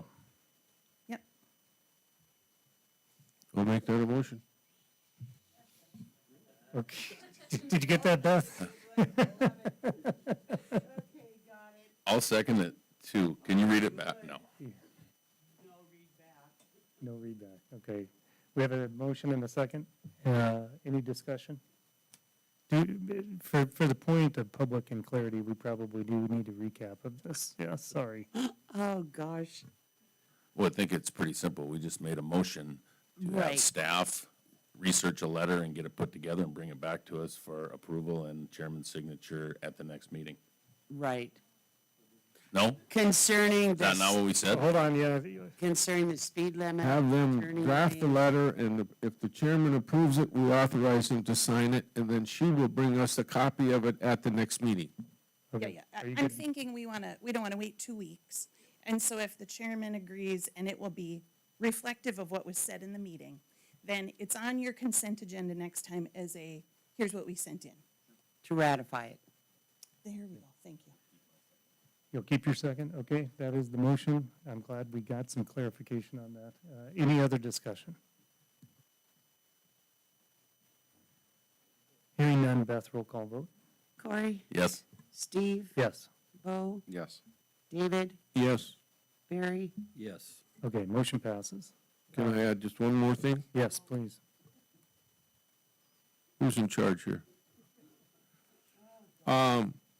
Would it be worthwhile for this board to request a letter be sent to Senator Hogan or Senator Kramer and request a meeting with him along with us and the residents out there so that we can discuss and share our concerns with federal highway funds on that project out there to see if there's anything that he can and will do for us? I would certainly think that'd be a good idea. I think that would be a great idea, because on something like this, I cannot believe that we couldn't get moved farther up the ladder. that kind of floored me, actually. Well, and it should include, I mean, we're looking at a couple $100 million worth of federal highway project here because we're going to have to build that reliever route in there. Marley Crossing and a total rebuild of 1804, the whole shoot match.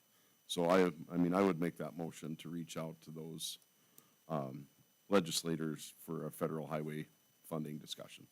Yep. Yeah, didn't I Yeah. say a meeting? A letter and a meeting. Okay, do we have a second? Second. Any discussion? One item I would add is I think that was a brilliant idea and excellent motion. And I think that can do nothing but good, getting some of their attention. So thank you for being so smart. Any other discussion? Hearing none, Beth, roll call vote. Steve, Yes. Bo, Yes. David, Yes. Barry, Yes. Corey, Yes. Motion passes. Okay. Anything else related? Well, then we will move on to report of department heads, item G. Lindsay?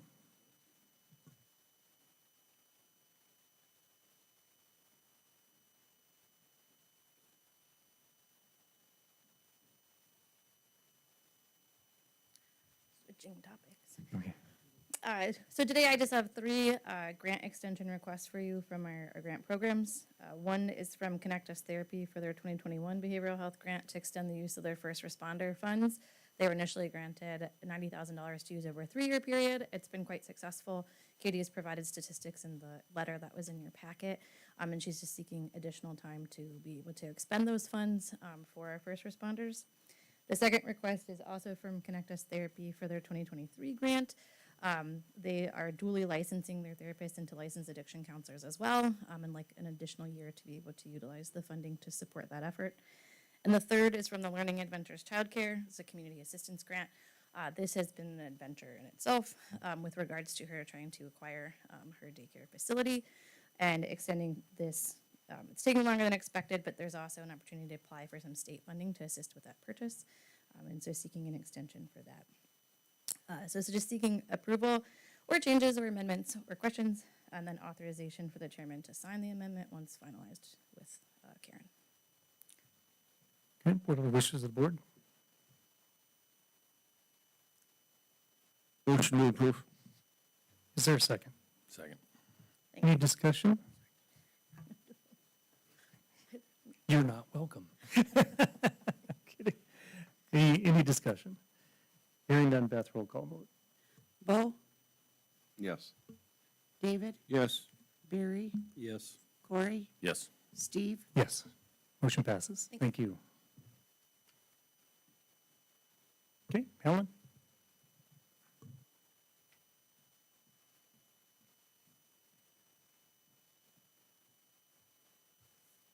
Good morning. Good morning. You have a position report in front of you, which I need to make some additions to, unfortunately.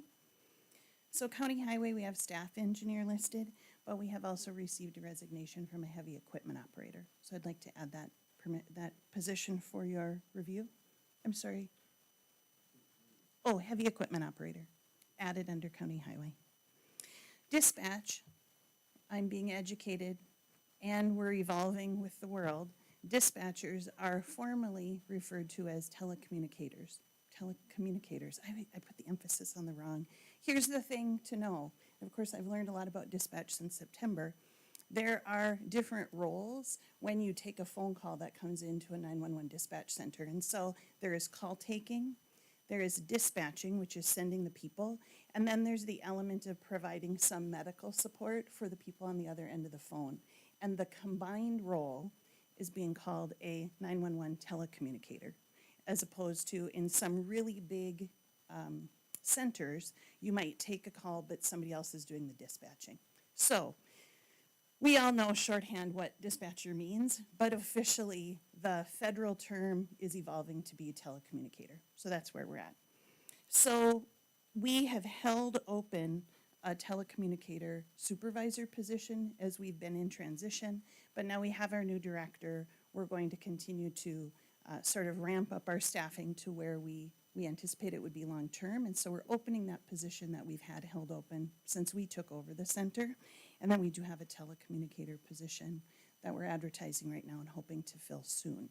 So I'd ask for permission to fill those.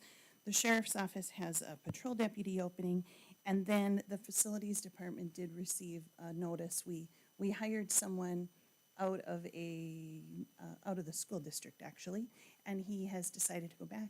I think we're not as enjoyable as the kids, potentially. Fair. And so that heavy equipment operator and the facilities maintenance technician are additions since I submitted this report to Beth late last week. So looking for your permission to fill all of those. Yep. What are the wishes of the board? I would make a motion to fill the positions. Is there a second? Second. Any discussion? Hearing none, Beth, roll call vote. David, Yes. Barry, Yes. Corey, Yes. Steve, Yes. Bo, Yes. Motion passes. All right, on the ballot language. So I was here the last time, and we approved ballot language, and then after the meeting, I was reminded that we had made a slight change in the language organization, and I did not give you the most current of our planned drafts. And so I'm back to say I'm sorry for wasting your time, but now I've got it right. So can I read to you the updated change? And I'll just point out to you, I have the old and new in front of me. We move the reference to 10 years up into the leading paragraph, and we add the word current and imposed. So it's a minor change. It's no change in the definition, but it was merely an error on my part. I'm sorry. That's my one for 2024. I guess. Just kidding. They happen every week. All right, so as I did last time, can I read this ballot language? Please do. Shall the Williams County Board of Commissioners be authorized to extend the current 1% sales and use tax being imposed throughout Williams County for 10 years beginning April 1st, 2025, to be dedicated as follows. A, public safety, supplemental funding to public safety departments and agencies. B, sports, recreation, and community facilities. C, behavioral and rural health programs and facilities. D, capital improvements to enhance social and economic vitality in Williams County. Such sales and use tax revenues may be pledged to the payment of bonds issued for such purposes in anticipation of the collection and receipt of such sales and use tax, and if so pledged, the sales and use tax may not be repealed so long as any bonds or bonds refunding the bonds are outstanding. Go ahead, Beth. do you want where it says throughout Williams County for 10? Yeah. Write the word 10? I know, it should be 10. Correct, the letters T-E-N. Oh, You see, there's 10 and then in two numerical parentheses 10, yes, representations. okay. Yep. Okay. I would assume you need a motion to approve the updated Please, yes. and amended. Yeah, I mean, yeah. Yep, this will be the official ballot language. Should you we put ask, the- Karen, is that right this time? Yeah. Okay, good. I'll make a motion that we accept the amended and updated Geez, tough ballot crowd. language. Is there, I deserve it. I mean, I don't Is there know a how I messed second? it up. could you, Second. thank you. Sorry. Any discussion? Hearing none, Beth, roll call vote. Jeez. Barry, Yes. Corey, Yes. Steve, Yes. Bo, Yes. David? Yes. Okay, motion passes. And then I have one other item Yep, to add, please. if I may. There is a water line out in front of really what is 2 blocks, mostly occupied by county buildings. We own the frontage to most of these blocks that does need maintenance. And as would be typical, the county, or the city, excuse me, has looked for bids on that, and then comes to the property owners to look for a cost share in repairing that water line. And so I have spoken with the city administrator. They have not accepted these bids yet. I think are pending us agreeing to pay some portion of it. Now, you know, as a property owner, when they did the water and sewer lines outside of my house, I paid 20 years worth of specials. I went ahead and assumed that the county would like to just pay this and not go into a specials payment over time situation. So our contribution to the replacement of this water line, which of course then includes some road repair and all of that bit, would be $592,000. So if I could, and I did talk to our finance director, so I have a place to pay for this in funding, although it wasn't budgeted, we have a place where we can fund this. And so I'm looking for your permission. I suppose it could be a not to exceed 592,000, and I could come back if you needed, if we need. But this goes all the way and gets, I mean, we're not doing the From- half, right? We're doing from the whole uni- street up right, to from past. University to Second. Okay. Yep. Yep, 2 blocks in essence. No, it's not anywhere close to my house, David. I'll make a motion that we approve this, up to 595. Sure. Okay, is there, And it comes out of the general fund? That would be my plan, yep. okay, is there a I'll second? second. Okay. Any discussion? What's the total cost of it? Is that the total cost? Yeah, they have 2 bids, 789 and 828. The city's gonna put in 25%, of the cost, which at least, they're in the game.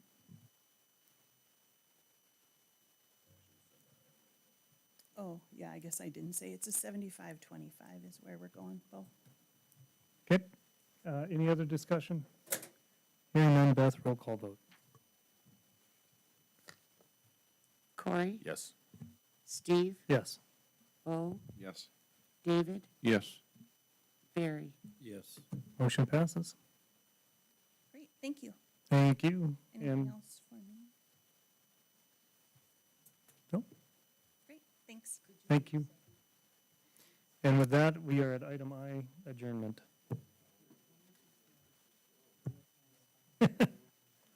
Thank you, everyone.